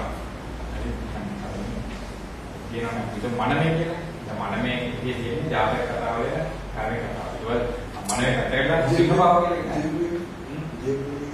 නෑ ඒක මම ඒ කියන්නේ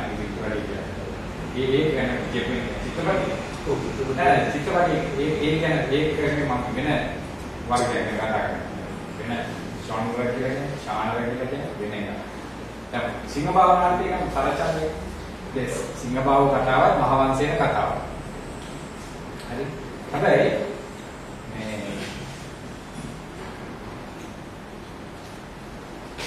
කතාවේ දැන් අපි මේ නාට්‍ය දිහා බලලා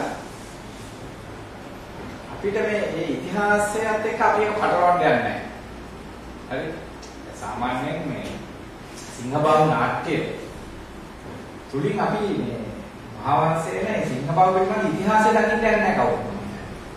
ඒක ඊටවැඩි යා කරලා තියෙන්නේ ඒ කතාවේ තියෙන යම් අංග අරගෙන මේ අර දරුවන් සහ යා සහ පුතා අතර සම්බන්ධය පිළිබඳ වෙනත් දෙයක් ඊළඟස් මේ අදවසම අරගෙන ඒක වෙන දෙයක් තමයි ඉතිපත් කරන්න හදන්නේ වෙන මේ සමකාලීන තේමාවක් සමකාලීන ඕනනම් කියන්න පුළුවන් සර්වකාලීන තේමාවක් කියලා මම මේ කතාවේ තේම එකක් කියනවා අවචන්දගේ ගොඩක් ආපුවට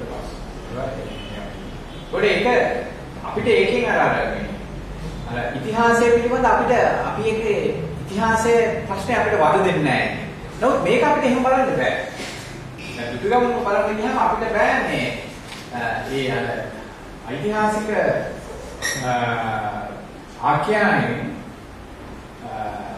ඇත්තකට ගිහින් මේක නිකන් වෙනම කියන්නේ අපි හිතමු දැන් සිංහබාහු බලනකොට අපි බලන්නේ කෘතිය තුලම තමයි බලන්නේ. ඒ කෘතිය තුල කොහොමද ඩෙවලොප් වෙන්නේ සිංහයාගේ පුතාගේ සිංහබාහුගේ අතර තියෙන සම්බන්ධය මොන වගේද? දුවයි සිංහයා අතර තියෙන සම්බන්ධය මොන වගේද ඒ කෘතිය තුළ අපි ඒක මහාවංශයට යන්නේ නැහැ මම මේක කොහොමද තියෙන්නේ එහෙම බලන්න යන්නේ නැහැ හරි නමුත් මේ වගේ එකක් එහෙම බලන්න බෑ මේ වගේ එකක් අපිට අර අපේ ඓතිහාසික විඥානයයි මේකයි විතරම අපිට ලින්ක් වෙනවා හරි ඒකට මේකේ අර ඒ නිසා මේක අර මේ අපිට සිංහ භාවිතය කරන්නේ ඒ කතාවේ තියෙන යම් එක ප්ලොට් එක ඒක යා අරගන්නවා මේ abstract නැත්නම් ඒ plot එක සමහරවිට වෙන විදියකින් නේද කියන විදියට එයාට ඒ වගේ අධ්‍යයනයකට මුල පාන සිද්ධ වුණා සරච්චන්ද්‍ර ඒ අමංගේ ධර්මයේ වගේ උවේ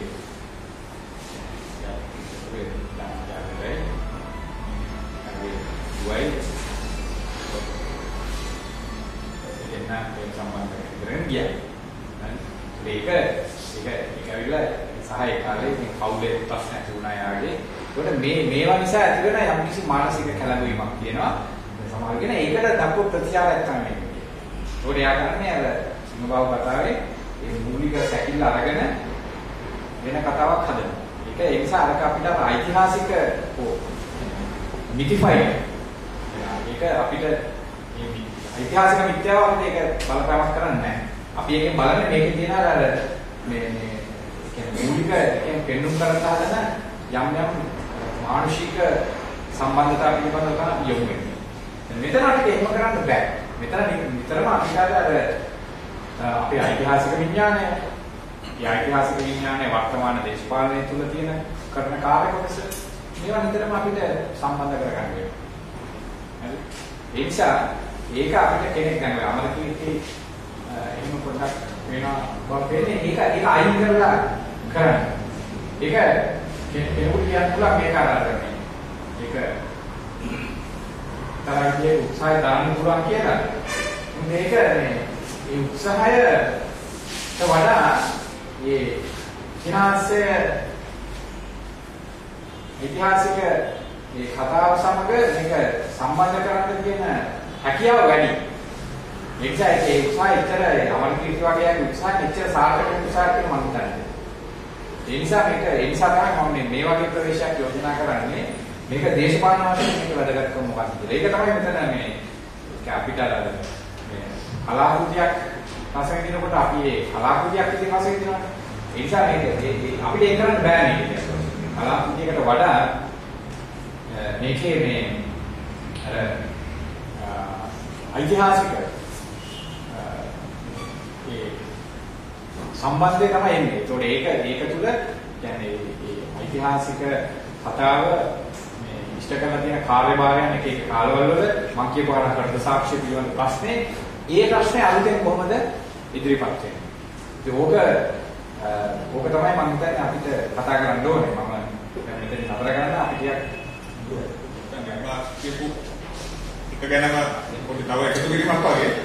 කියන්නේ සරච්චන්ද්‍ර මනමේ හරි සිංහබාහු හරි ඓතිහාසික පුරාවෘත්තයෙන් අරගෙන කලාකරුවෙක් විදිහට වෙනස් ආකාරයකට ප්‍රතිනිර්මාණය කිරීමේ වැඩක් තිබුණාට ලංකාවේ බුදුගමන කියන්නේ බුදුහාමුදුරුවෝගේ අත තියන චරිතයක්.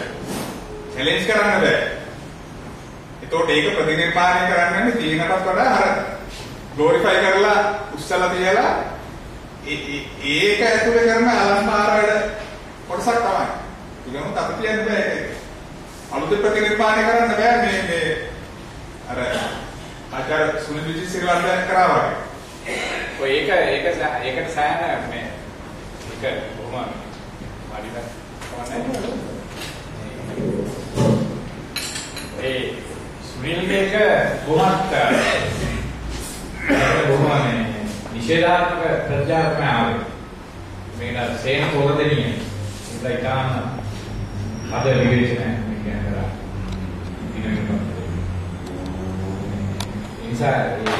මේක අයිති වෙන්නේ අර මේ ගණනාත්මකයේ අපිට මෙහෙම කියන්න පුළුවන්.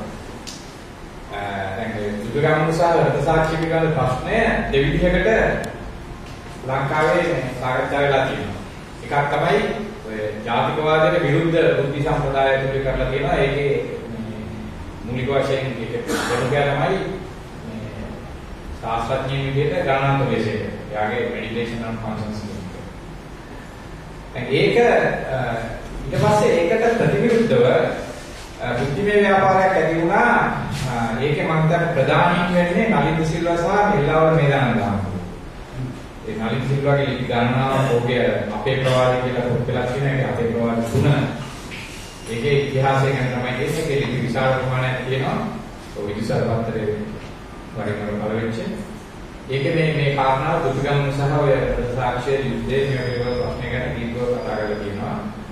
ඊට පස්සේ එල්ලාවල මේදානන්ද හාමුදුරුවන්ගේ දුතුගම් මහරජතුමාගේ මොකක්ද මේ පොතක් තියෙනවා.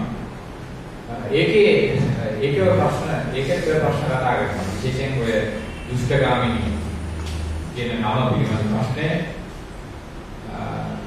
සහාය ප්‍රශ්න ඔය සාධාරණ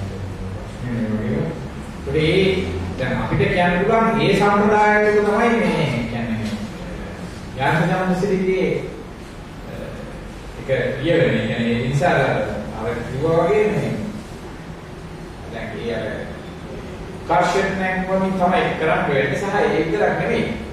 දැන් ඒ මගින් අර මහාවංශයේ තියෙන ගැටලුව තියෙනවානේ. දැන් මහාවංශය අත්වශයෙන්ම ගණනාපදේශයකට වගේ වාසි. හරි ගණනාපදේශයකට වෙන කිසිම දෙයක් නෙමෙයි කරන්නේ මහාවංශයේ තියෙන එකම තමයි ඇනලිසිස් එක කරන්නේ. ඒ නිසා මේ දැන් මහාවංශය දැන් අසුචි වල කලින් ඔය මහාවංශය ගැන මම දුන්නාට පස්සේ ආයෙත් දැන් ඔය කලින් සිද්ධවා වගේ එකක් තේරෙනවා මහාවංශය පස්සේ කියොත් මේ වැඩේ හරියන්නේ නැහැ නේද? ඒගොල්ලෝ මහාවංශය රැක ගන්නත් ඕනේ. ඒ වගේම යම්කිසි මහාවංශය විචාරයකට අවශ්‍ය කරනවා. ඒකට ඒ වෙනුවට ඒගොල්ලෝ වෙනම කතන්දරයක් හදනවා. ඒ කතන්දරේ ඒගොල්ලෝ හදන රෝමාර බුද්ධිමය කතන්දරේ කලාත්මක ප්‍රකාශනය තමයි මේ යාඥාචන්ද්‍රසිරිගේ පොත සහ චිත්‍රපටය කියලා මම හිතනවා.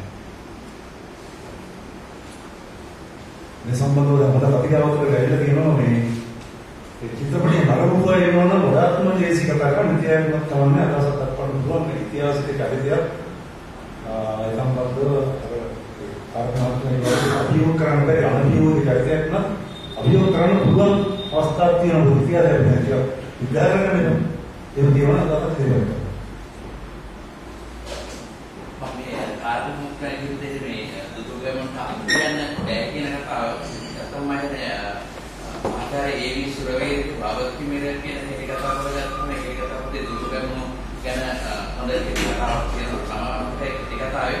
හැබැයි ඒක කතාවේදී මීට හත්පසින්ම වෙනත් අතතිය දුතුගමන රෑ නිදාගන්න බැරුව වැළඳන දඟලන කේන්ද්‍රීකාන දුතුගමන කෙනෙක්.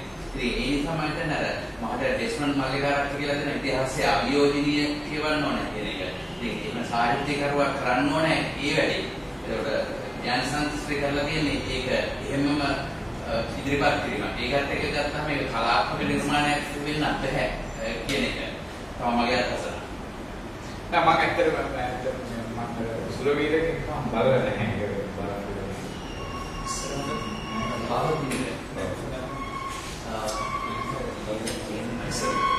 වාර්තා සම්බන්ධව දැන් අභියෝගනීය ආගෙන අභියෝගාත්මක අභියෝග කරන දෙයක් හැටියට මහාවංශය තුලම දුතුගමනගේ චරිතයට අභියෝග කරන්න හැකියාව තියෙන යම් පරස්පරයක් තියෙනවා. මොකද දුතුගමන ජීවිතයේ විස්තුපුරේ 161 වතාවල පුතලින්නේ විස්තු වර්ෂ 5 දිනයි පස්සේ. ඒක ඔය කාලය තුලට ගොඩනැගිච්ච සිංහල බෞද්ධ චින්තනයේ අනුව තමයි මහානාමවරු දුතුගමනගේ නිර්මාණය කරන්නේ. ඒකෙන් දුතුගමන රජුෝ ඇයි එලාරට විරුද්ධව සහ අනුරාධපුර රාජධානිය ආක්‍රමණය කළේ. ඉතින් ඒක වරදක් නෑ. මොකද සාමාන්‍යයෙන් දවසක පාවලකේ තමන්ගේ වැඩිපුර ප්‍රමාණයක් තමන්ගේ භූ ප්‍රදේශයක් තමන්ගේ දසිය ප්‍රදේශයෙන් තමන්ගේ රජයට ඉදිරිය ගැනීම සාමාන්‍ය දෙයක්. ඒක සත්‍ය විධානය. ඒකට උන්ට හැකියාව තියෙනවා. නමුත් අර එතුමා කිව්වා වගේ උදාහරණ විසාවාදී ආගම උදාහරණ වැඩිපුර ප්‍රමාණයක් අදාන 90% අනුපාතික අදාන ප්‍රදේශයක දකුණේ මාකරපුර දුර්ගම ජීවන එකපාරම හැකියාවක් නෑ මරණ ඉවරලා රාජධානිය තත්පත් කරගන්න. ඔහුගෙන හදාගත්ත ලස්සන කාලේ. ඔහු කිව්වා මාගේ මේ ව්‍යායාමය වෙන රජසභ මිනිස්සුව බුද්ධාගමේ ක්‍රියාත්මකයේ උදෙසා. ඔන්න සිංහල බෞද්ධ ජනතාව ඉක්මනට කඩවා ගන්න උද දාගත කරනවා. හැබැයි ඉතින් තව පරස්පරයක් වදිනවා එලාගේ ජීවන රාජධානිය කොහෙවත් මහා වංශකරණ දන්නේ නැහැ. මහා වංශකරණ කොහෙවත් පන්සලක් කඩලා හෝ ආමුදුරුද ගාලා හෝ බුද්ධාගම විරුද්ධ ප්‍රචාරයක් කරලා විසඳන්න දෙවියෝ එහෙම කිසිදෙයක් කරලා නැහැ. එතකොට කොහොමද එහෙම නුඹ නැති රජයකට ඒ වගේ ප්‍රදේශයකට විරුද්ධව සිංහල බෞද්ධ ජනතාව ඇතර ඒක විශාල ප්‍රශ්නයක් වෙලා තියෙනවා. ඒකයි ඔබ මිනිස්සුන්ගේ බුද්ධාගම රැකගන්න මම මේක කරන්නේ. ඒක තමයි සේනාව හදගත්තේ. ආමුදුරුන්ගේ ඉස්සරහින් යන්නේ දෙවි. ඔතන යාරකිය වෙන්න අතන කියනවා අවුරුදු 44 රටපාලනය කරලා කිසිම වියුණක් නැහැ. ද්‍රවිඩ ජාතිකේ පිටරටින් ආව ආක්‍රමණිකේ නමුත් ලංකා ඉතිහාසයේ මුල කාලේ අදින පාලනය කරපු රජ ඉන්දියා කෙනෙක් කියලා. හරිද තමයි පරස්පරයි.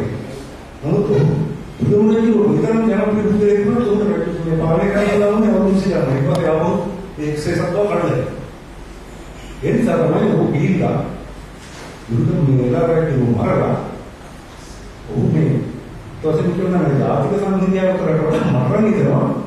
ඔහුගේ කතුරා මණ්ඩලයේ ස්ථානයේදී අර සායව බංගල දරුවරණය කිව්වේ ඒ රටේ ජනතාව විශ්වාසයෙන් ඉන්නවා. මොකද එදාරට ජනප්‍රිය පාලකය. ජනප්‍රිය පාලකයව මරලා දුර්ගමට එළියුණ විශාල මේ දුසෙක් නැත්නම් විශාල මේ ජනප්‍රිය පාලකයෙක් තමයි. ඉතින් යාර මම දරුවෝ ඒක තාම හොඳ කෙනෙක් නාට දරුවෝ කියලා ඒ වගේ ආකාරයක් ගොඩනගන්න හේතුනේ එදාට කිව්ව ගාමි බුද්ධරෙක් එක්ක රට ජනතාව පිළිගත්තා සම්බුද. අපුණෙන් ගිහපු සිංහල සේනාධිපතිවරු ග්‍රාමජනෝගේ අවදාන විකි. ඒ රජුගේ හොඳම අමරාපතිවරු සිංහල අය. ඒ නිසා දුර්ගම ජාතිකේ පත්තේනේ කරන්නේ මහානාම මහඳුනුගේ රජාසයි කියලා රජා. වර්ධනම් කියන්නේ මට තේරෙන්නේ නෑ මම නම් ඒ විදිහට කැමති නෑ. ඒක මම දන්නේ මේ මේමයි. ඒක කියන්නේ ඒ දුර්ගම කතාවල ඒකේ ඓතිහාසික සත්‍යයක් හොයාගෙන තමයි ඒක මම හිතන්නේ ඒක එච්චර වැඩ කරන්න යන්නේ නෙමෙයි. දැන් අපි දැන් වගේ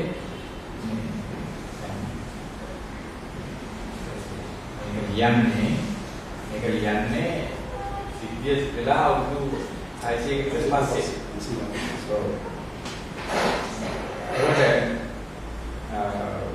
අපි ඒක හරහා ටිකක් කරලා ඇත්ත වශයෙන්ම ඒ කාලේ විච්ච දෙයට ඒ කාලේ විශ්වපාලන වාතාවරණය ගැන මේ සාදාලා ඓතිහාසික සත්‍ය කවුරුවක් හදාගන්න උත්සාහ කරනවා කියන එක දුෂ්කරයි.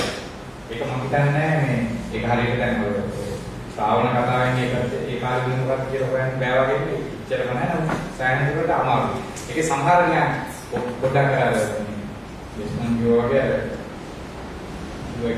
වගේ ඩීකන්ස්ට්‍රක්ටිව් වෙන බලන්න පුළුවන්.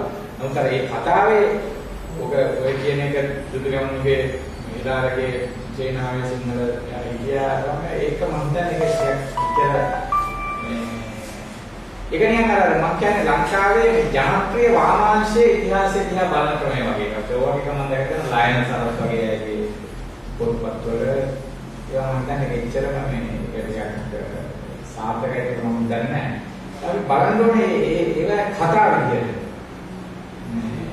බැලිය යුතු කියලා මම හිතන්නේ. කියන්නේ ඒක මේ ඒක තමයි අපිට ටිකක් ඔය අපි අරණ වාමාංශික ඉන්දිය ක්‍රමයක් තියෙනවා මේ දුර්ගම කතාව විතර බලන්න. දීර්ඝ කාලයක් පාලනය කිරීම මේ සාධාරණීකරණය ජස්ටිෆයි කරන්න අමාරුයි. ඔය ඒවා අපි කියන්නේ ඒවා මෙහෙමයි ඒවා අපි දැන් දැන් ඇත්තටම කිව්වොත් එහෙම මේ අපි ඔය මෙහෙම කියනවා දැන් මහා වංශයේ සද්ධාමිස්සර පස්සේ තමයි ඔය සාමාන්‍ය වංශ කතා ලක්ෂණ තියෙන්නේ. හරි. සද්දාතිස්ස ඒකට කියන්න පුළුවන් ඔය වලගම්බා රජුගේ කියන්නේ වලගම්බා කියන්නේ සද්දාතිස්සගේ පුතා. ඒ කාලේ තමයි මේ කියන්නේ ත්‍රිපිටකෙම ලියුව කාලේ. එතකොට ටිකක් පේන විදිහට ඒ සද්දාතිස්ස කියන්නේ යාගේ වලගම්බා කියන්නේ එතකොට ඒ කාලේ තොරතුරු කියනවා. දැන් අපි හිතමු මහානාම හමුදුර මේක ලියන්නේ මහ විහාරයේ ආකයිස් වල දැන් කිව්වොත් එතන ආකයිස් එකක් කියන්නේ. හරි ලේඛනාගාරයක් කියන්නේ. දැන් මේ ලේඛනාගාරේ තියෙනවා ඒ වලගම්බා කාලේ ඉඳලා සම්පාදනය කරපු ලේඛන කියලා හිතනවා. එතකොට හැබැයි ඒ අර සද්දාතිස්සට කලින් කාලෙකනේ සද්දාතිස්සේ මරණයට පස්සේ ආපු ප්‍රශ්න එක තියෙනවා. ඊට කලින් එන්නේ නැහැ මොකද? එහෙම ලේඛනගත මූල ඒව නැහැ. එතකොට ඊට කලින් කියන්නේ කතා. අපි වැළුවොත් සද්දාතිස්සට පෙර ඈ ඔය සද්දාතිස්සට පෙර මහාවංශයේ තියෙන ඒ කාලේ ගත්තම ඒකේ සම්පූර්ණ ව්‍යුහාත්මක වශයෙන් වෙනස්. ඒක හොඳට පේනවා ජී.සී. මෙන්ඩිස් වගේ අය ගැන කතා කරලා තියෙනවා. ඒ කියන්නේ ඒක අපිට සද්දාතිස්සගේ කඩන්න පුළුවන් මහාවංශයේ එකක්. එතකොට එතනින් තියාගන්නේ කතා කීයක්. ඒ කතා තමයි විජය කතාව කියනවා. ඊට කලින් බුදුහාමුදුරුවෝ කඩා වෙන කතාව, පණ්ඩුකාභය කතාව, බුදුහාමුදුරුවෝ ගැන කතාව, ඊට පස්සේ මේ දුර්ගමුණා මේ වගේ කතා කීපයක් එකතු කරලා හදපු එකක් තමයි සදාතිස්ස වෙනකන් තියෙන්නේ. එතනින් නම් තියෙනවා ටිකක් අර කතා කියනවා වසබගේ කාලේ ගැන. එහෙම. නමුත් අර ක්‍රොනිකල් ලක්ෂණ, වංශ කතාවේ ලක්ෂණ තියෙනවා. නෑ එහෙම ඒ පස්සේ කීපයක් මෙහෙමයි මේවා එක්කෙනෙක් කියන්නේ මේවා හරියක් ඇත්තටම මෙයා ටිකක් කොහොමද බලන්න හොයවන්න ඕනේ. දැන් මේවා කියනවා ඒ එක්කෙනෙක් ලිව්වා වුණා ඒගොල්ලෝ දන්නවනේ ඒක තනියම. දැන් පේන විදිහට දැන් මහාවංශයේ මේ කියන්නේ ටෙක්ස්චුවලිම කොන්ට්‍රඩික්ෂන්ස් තියෙනවා. දැන් එක කතාවක් ඉතින් තව කතාවක් කියන්නේ එක එපිසෝඩ් එකකින් අනිත් එපිසෝඩ් එක කන්ට්‍රඩික්ට් වෙනවා. දැන් උදාහරණයක් විදිහට බුදුහාමුදුරුවෝ ඇවිල්ලා යක්ෂයෙක් වෙනවා. නමුත් විජය එනකොට යක්ෂයෙක් ඉන්නවා. හරි? ඒතකොට කියන්නේ ඒක ඒ එපිසෝඩ්ස් දෙකේ එක එපිසෝඩ් එකේ අනිත් එපිසෝඩ් එක නිෂේධ කරනවා. කොහොමද එලෝකියක් වාපුවා? ඒක නම් බුදුහාමුදුරුවෝ ගියාට පස්සේ ආවා කියලා කියන්න පුළුවන්. නමුත් ඒක අර ඉන්නේ බෑනේ. ඒක අපි ඒක ඓතිහාසික සත්‍යයක් විදිහට ගන්න හොඳ නැහැ. ඒකට යක්ෂයෝ ගැන කතන්දරේ වෙන එක. හරි. දැන් සද්දාතිස්සට පස්සේ ඒවා අන්කල් ඉන්නේ ඒ ඉස්සෙල්ලා කතා වෙන්නේ අවන්සේ ලියුවේ කාලේ. නෑ මම කිව්වේ මෙහෙමයි. දැන් අපි බැලුවොත් අපි නිකන් හිතන්න බලන්න දැන් නිකන් එතෙන්ට ගිහින් පොඩ්ඩක් කල්පනා කරලා බලන්න. අර කොලින්වුඩ් කියලා ඉතිහාස චින්තකයෙක් හිටියේ ආවා මේ ඉතිහාසඥයාගේ කාර්යභාරය තමයි අපිගේ මේ reenactment of the mind of the historian, reenactment of the deliberation of the mind of the historian in the mind of the historical agent in the mind of the historian. කියන්නේ ඉතිහාසඥයෙකුගේ කාර්යභාරය තමයි එයා විසින් අර අර්ථකථනය කරනු ලබන, ගවේෂණය කරනු ලබන කවුරු හරි ඓතිහාසික චරිතයෙක් ඉන්නවනේ. එයාගේ හිතාඩ කරපු හැටි තමන්ගේ මනසේ නැවතත් මේ නැටවන එක. හරි. උදාහරණයක් විදිහට අහනවා බෲටස් ඇයි මේ සීසර්ට පිටින් යන්නේ? ඒ බෲටස් පිටින් අයිනකොට මොකද්ද සීසර්ට ඕල් වෙන්නේ? ඒ වගේ. එතකොට දැන් නිකන් අන්න ඒ වගේ මහානාම හමුදුරුවෝ ගැන හිතන්න. දැන් මහානාම හමුදුරුවෝ නිකන් වාඩි වෙලා ඉන්නවා. අර කවුරු හරි කියනවා වංශ කතාවක ලියන්නේ කියලා. දැන් යනවා ලියන්නේ මොනවද කියන්නේ බෑ. යනවා ආවියාලේ ලේඛනාගාරයට. එතන තියෙනවා විවිධ රෙකෝඩ්ස් තියෙනවා. රජවරු කරන දේවල් ගැන විවිධ දේවල් තියෙනවා. ඔව් ඒවා ලියනවා පියාගෙන යනවා. ඒකට ලියනකොට ඉතින් අර අපි හිතමු ඒ සද්දාතිස්ස කාලේට රෙකෝඩ්ස් තියෙනවා. හරි. එතන මේකෝ සද්දාතිස්ස ওই කාලේ තමයි ටිකක් අනුරාධපුර රාජ්‍ය ටිකක් අර පිළිවෙලකට ටිකක් එහෙම එන්නේ. හරි. ඊට කලින් තිබුණ පොඩි රාජ්‍ය පොඩි ඒක රාජ්‍යයන් කියන්න බෑ. ඒවා මේ පොඩි මේ ඒවා මේ ප්‍රින්සිපැලිටිස් වගේ ඒවා. හරි. මේ ඒවා අර දෙමළුම 30 දෙනෙක් නඩුවා කියලා කියනවා. 32ක් දෙමළු නඩුවා කියලා කියනවා. ඒ කියන්නේ ඔය විශේෂයෙන් ඔය නැගිටින පැත්තට එහෙම පොඩි පොඩිව ගොඩාක් තිබුණා. ඒක ඇත්තටම ඔය මේ කාලේ ඉන්න රාග්මී ඔය කල්ලෙන් වල තියෙන රාග්මී ලේඛන විශ්ලේෂණය කරලා මේ ලෙස්බිගුණාට ඒ කියන්නේ ලියලා තියෙනවා ටික ලිපියක්. ඒක පෙන්නන කොච්චර ඒක පොඩි පොඩි දේශපාලනයක තිබුණාද කියලා. හරි. අත් වශයෙන් මේ ඔය වසබකාරය තමයි ඇත්තටම ටිකක් මේ ලොකු ප්‍රදේශයක් ලංකාවේ මේ උතුගම ප්‍රත්‍යක්ෂ එක්සත් කරයි කියන එකත් ඒකත් පස්සේ හදපු කතාවක්. නෑ ඒක එහෙම එකක් වෙන්න බෑ. කියන්නේ මේ ඒ සාමාන්‍යයෙන් ඔය ලංකාවේ හැමතැනකම මේ අනුරාධපුරයේ ආධිපත්‍ය ගියයි කියලා ඉස්සෙල්ලාම සාක්ෂි හම්බෙන්නේ වසබගේ කාලේ. වසබගේ කාලේ හැමතැනම යාගේ පිටෝපු සහ යාගේ සම්බන්ධයි කියලා හිතන මේ ඉන්ස්ක්‍රිප්ෂන්ස් හම්බෙනවා. මේ අභිලේඛන හම්බෙනවා. මේ එතකොට දැන් සද්දාතිස්සගෙන් පස්සේ කාලේ ගැන එහෙම ලේඛන තියෙනවා. ඒකට එයා ඒවා ගැන කියනවා. ඊට පස්සේ කලින් ගැනක් තියෙන්න ඕන. තව මේ දානිකේ තමයි මේ මහාවංශ කියන තව එකක් තමයි ඒකේ තියෙන එක එක දේවල් ගැන. يعني මේ කාලේ අනුරාධපුරේ තියෙනවා. අනුරාධපුරේ නගරේ තියෙනවා. ඒ අනුරාධපුරේ නගරේ තියෙන දේවල් ගැන හැම එකක් ගැනම කියනවා. බෝධිආවේ කොහොමද, රුවන්වැලිසෑයේ කොහොමද, රජ පවුල කොහෙන්ද ආවේ? ඒ හැම එකම ඔරිජින් එක. يعني සාමාන්‍යයෙන් තියෙන එකක් නේ ඔරිජින් එක කියන්න ඕනේ. කොහොමද මේක හටගත්තේ මේ ජනකණ්ඩායම මේ රජ වාස රජ පවුල අයිති කරන කොටස කොහොමද ආවේ? එක එක කුලවල ජනයන් කොහොමද ආවේ? ඒ හැම එකක්ම එක්ස්ප්ලেইন කරනවා. ඒවට කියන්නේ අර ඒ කියන්නේ අර මේ narrations of origin. කියන්නේ origins පිළිබඳ ආඛ්‍යාන හදන්න ඕනේ. හරි. ඒකෝට මේ ආඛ්‍යාන හදන්නේ එක එක ඒකකින් සාමාන්‍යයෙන් මේ හදනවා. බිල්ලිමක් හදනවා. අපි එක එක දේවල් බඩු එක ඉතිහාසෙකින් කියනවා. හරි. ඒ වගේ ආඛ්‍යානත් ඒ වගේ හදනවා. ඒක ඒ විදිහට ඒක තමයි අර කියන්නේ අපි ඒකට ටෙක්ස්චුවල් ප්‍රොඩක්ෂන් එකක් කරන්නේ කොහොමද? නැත්නම් මේ පටිතරමේ ගොඩනැගීම. ලේඛනයක් බිල්ඩ් අප් කරන්න කොහොමද? කතාවක් හදන්නේ කොහොමද? ඒවා බලන්න ඕනේ. I read somewhere that the word Demala is more used for the word foreigner rather than Dravida, and that Elara may not have been Dravida, but of something according to the description of him in the Mahabharata.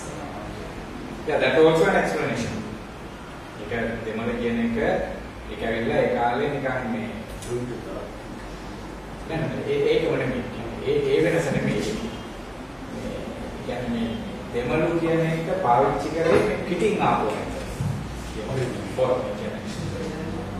පිටින් ආපු අයට කියන එකත් ඒක එකක්. ඒක සමාජ නොවෙන්නත් බැරි නෑ කොහොමද අර ඔය ඇන්තියන මේ කැටගරිස් තියෙනවා. ඒවා එකම කාර්යභාරයක් ඉෂ්ට කරනවා කියන එක it's doubtful whether these ethnic categories play the same the political ideological role that is being played in a modern context. So that is something that has been questioned and discussed about. There's a ලොකු debate එකක් තියෙනවා මේ Leslie බ්‍රාන්ඩ්නයි Khema ධර්මදාසයි. අපේ තවත් අය කියලා තියෙනවා. ඒ කියන්නේ කොයිතරම් සිංහල කියන ඒ සිංහල දෙමළ වගේ යෙදුම කොයිතරම් අදාළද කාලේ. Yeah, I agree with the fact that storytelling is a very effective way of communication. Very effective way of communication. Yes. I mean that's without stories, it's difficult to especially when you the story form is a way to say things in an effective way, right? Especially when you want to narrate the origin of something, the narrative form, the story form. The best way, because the stories make the characters speak for themselves. So you can bring the characters, agents that you are discussing to tell themselves the story. But isn't there an attempt now to rewrite history? Because a lot of people who see these films then believe that film to be the true story, because they are not, it may not be educated enough to sort of see that that is just a representation. And you have an attempt to rewrite history with respect to the masses who go and see the movies and believe that this is true. ඒක තමයි ප්‍රශ්නේ. දැන් බැලුවොත් දැන් මම කියන්න පොඩි anecdote එකක්. දැන් මේ පොත මේක පළ කරලා තියෙන්නේ ගෙමිදු කුමාරතුංග සිදුණු ප්‍රකාශකයෝ කියලා. ඉතින් ගෙමිදු කියලා කියන්නේ ඒක සාමාන්‍ය පබ්ලිෂර් කෙනෙක් නෙමෙයි. එයාවිලා යත්තදකට එයාවිලා මේ කුමාරතුංග නිදාසගේ මොනුදුන එන්නේ එයා කොහොම බුද්ධිමත් කියන්නේ. ඉතින් එයා කියුව එකක් තමයි දැන් මේ අපි විතරම සාමාන්‍යයෙන් අම්බෙලා කතා කරනවා. දැන් මේ පොත කියවලා එයා කියනවා මට එයාට මේක කියනකොට දැනන ඇත්තටම මේක වෙන්න ඇත්තේ මේ විදිහට. හරි. ඒක හරි වැදගත් ප්‍රකාශයක්. දැන් සාමාන්‍ය මහාවංශය හරිම කියනකොට දැන් අපිට සම්පූර්ණ you don't get the complete picture. ඒක සම්පූර්ණ කතාව වෙන්නේ නැහැ එකකින්වත්. දැන් මේක කියන සම්පූර්ණ කතාව වෙන්නේ. හරි. එයා දැන් ඒක කියන මේක මෙහෙමම තමයි වෙන්න ඇත්තේ කියලා මට හිතුණා කියලා. ඉතින් අපි කරන දැන් එයාට හිතෙන්වත් එයා ඒක කියනවා. දේශපාලන හේතුවක් තියෙනවා. මොකද ඒකේ ෆැන්ටසි යන්නේ කරා ෆැන්ටසි එකක තියෙන කියන්නේ දැන් අපි අර මේ ඇඩ්‍රසින් ද ෆැන්ටසි. හරි. ඒ කියන්නේ ෆැන්ටසි එක කියලා කියන්නේ මෙච්චරයි. ෆැන්ටසි එක කියලා කියන්නේ සත්‍ය කියලා අපි විශ්වාස කරන්න කැමතියි. හරි. දැන් සත්‍ය දෙකක් තියෙනවා. එකක් තමයි අපි කැමති වුණා නැති වුණා තියෙන සත්‍යය. හරි. ඒ උදාහරණයක් විදිහට අපි හිතමු කවුරු හරි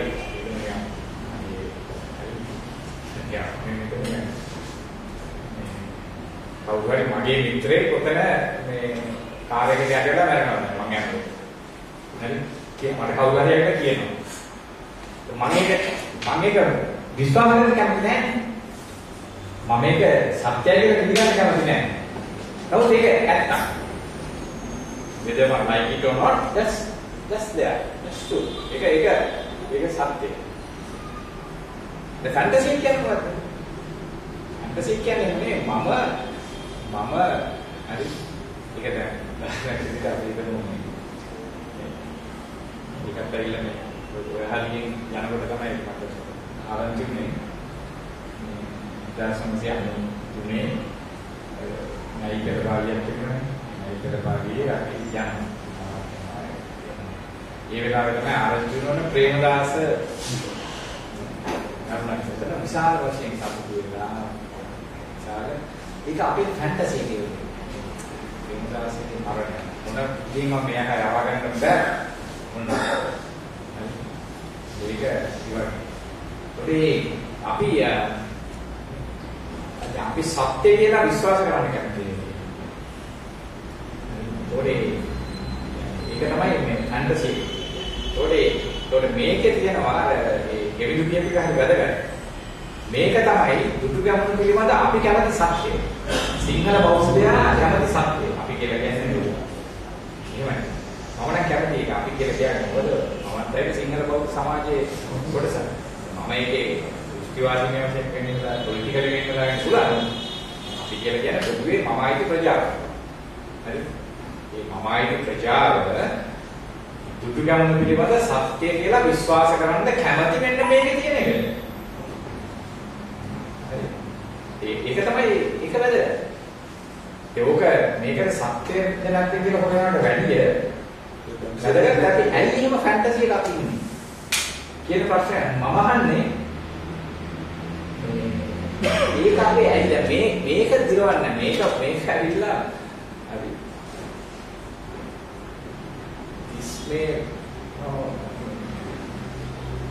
drive Sinhala Buddhist mad. මේක බලපුවාම මම හිතන්නේ මේක හරියට කියවුවා නම් මේක ගිනි තියනවා. මේ පොත ටිකක් සිංහල බෞද්ධයෝ හරියට කියවන්න මේක කිලියන් වටන කොට. වටනේ කියලා මම කියන්නේ මේක තරම් ඒ සිංහල බෞද්ධ තියෙන එකට ඩැමේජ් එකක් කරන්නේ. මේක තරම් බොහොම මේකට වඩා මේක සාහිත්‍ය කෘතියක් ඇරෙන්න බොහොම ප්‍රබලයි. මේක අර අපේ ෆැන්ටසි එකට මේකේ තියෙන කවුන්ටර් ෆැන්ටසි එක. මේකේ තියෙන අර ඇන්ටි සිංහල පොලිස් අපි අයිති දේශපාලන මේ කතිකාවක් තියෙනවා. ඒකේ වාමාංශික ෆැන්ටසි එක. තමයි මේක පැටලෙන්න ගියාම මොනවාට අර කියන්නේ ණයට ගහලා පොළවරත් ගන්නවා කියන සමහරට හරියට ණයට ගැහුවේ නැත්තම් ණය තවත් දරුණුයි. දැන් ලංකාවේ මේ මේවා විවේචනය කරන අය ඉන්නවනේ. මේවා විවේචනය කරන අය කරලා තියන්නේ මේ අර ණයට බොරුවට තට්ටු කරන්න ගිහින් ණය ටිකක් මේ තව ඇග්‍රෙසිව් කරලා. ඒ කියන්නේ අත්වශයෙන්ම ඔය උනේ ඒකයි. දැන් ඔය පෞද්ගලික කාලේ සිංහල ජාතිකවාදය වැඩිපුර ශක්තිමත් උනේ මේ ඕකට ගොඩක් අය කහපු නිසා. ඒ ගැහුවේ නිකම් බෝ කියන්නේ ගහනවා නම් ගහන්න ඕනේ ඉවර වෙන්න. එහෙම ගහන්නත් බෑ. ඒ නිසා මේ මම හිතන්නේ ඕක වැඩි ඕක විවේචනය කරන්න යන්න හොඳ නැහැ. ලංකාවේ ethno-nationalism is the most effective dominant ideology. Right? So that is so accepted. ඒක you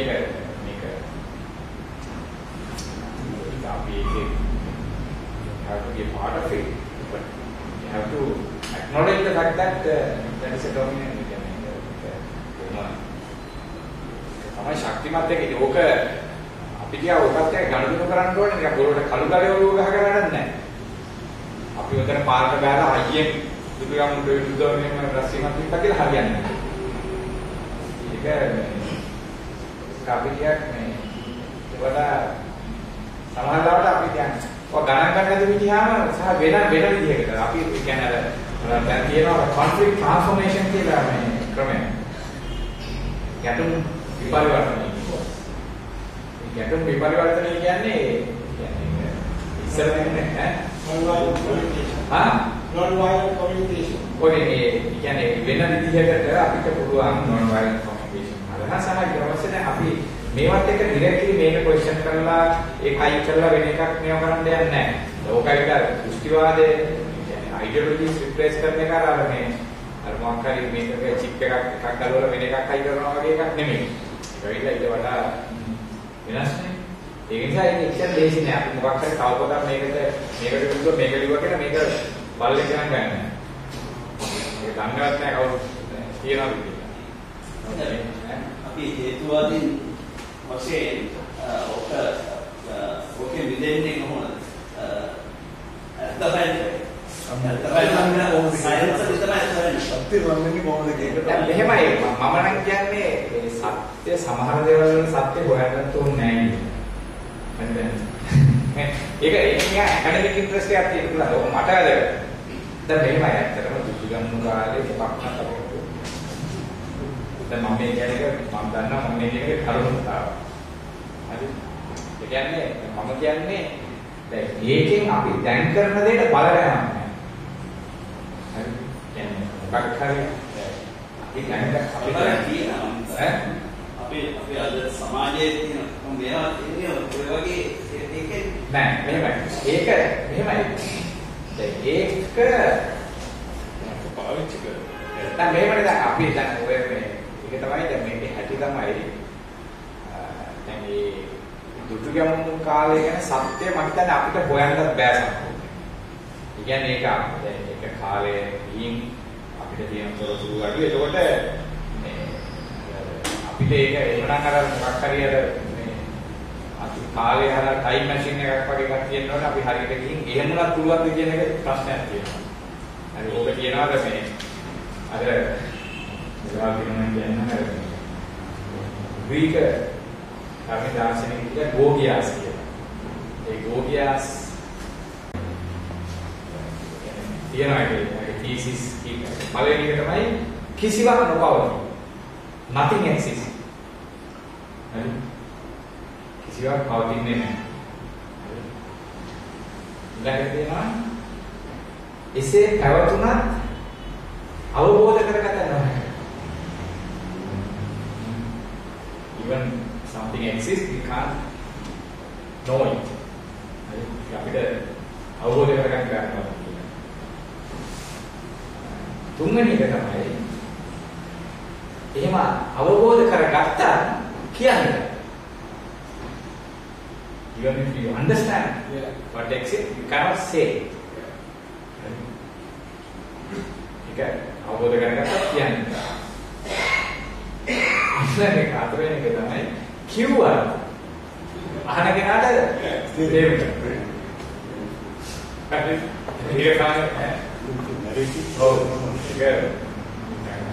ලෝකයට අපි එකපැත්තකින් ගන්න බුදුහාමුදුරුවෝ කියනද බුදුහාමුදුරුවෝ සත්‍ය අවබෝධ කරගෙන යා හදන්න කියන්නේ වැඩක් නැහැ කියලා කියලා තේරෙන්නේ නැහැ අන්තිමට කියවා තමන්ම අවබෝධ කරගන්න මේක කවුරු කියලා හරියන්නේ නැහැ කියලා මේ ආවෝද කියන්නේ ඔව් රත්නයක කිව්වා මේ කියන්නේ කියලා ඒකට කරදරේ බැරිකමට අපිට ප්‍රඥා හරි මොකක් හරි කවුරු හරි ඒක හරි වැදගත් ඒ අදහස.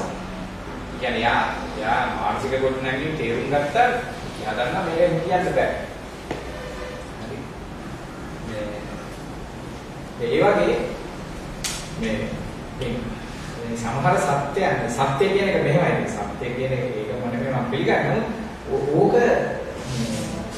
ඕක හොයාගත්ත කියලා දැන් දුටුගැමුණු කාලේ මේ මොකද්ද උනේ කියලා හොයාගත්ත කියලා ඕක අපි කිව්වයි කියලා කවුරුත් විශ්වාස කරන්නේ නැහැ. ඒක නෝනන් නිකන් අපිට ආචාර්යවරයෙක් ගන්න පුළුවන්. ඒ වගේ වැඩ කරන්න පුළුවන් ඒක ප්‍රශ්න නැහැ. සමහරවිට අපේ යම් දේවල් වලට අදාළ අපේ දැනුම් සමාජයක් විකාශනය වෙන්නේ කොහොමද වගේ දේවල් ගැන ඒක සමන් ඒකට එපා කියන්නේ නැහැ. නමුත් අපේ ආසන්න දේශපාලන අභියෝග තියෙනවා. අපි ආසන්න දේශපාලන අභියෝගයක් වඩ පත් කරගන්න ඕනේ නැහැ මේ දුටුගැමුණු කාලේ අත් වශයෙන් මොකක්ද උනේ කියන එක හොයන්න.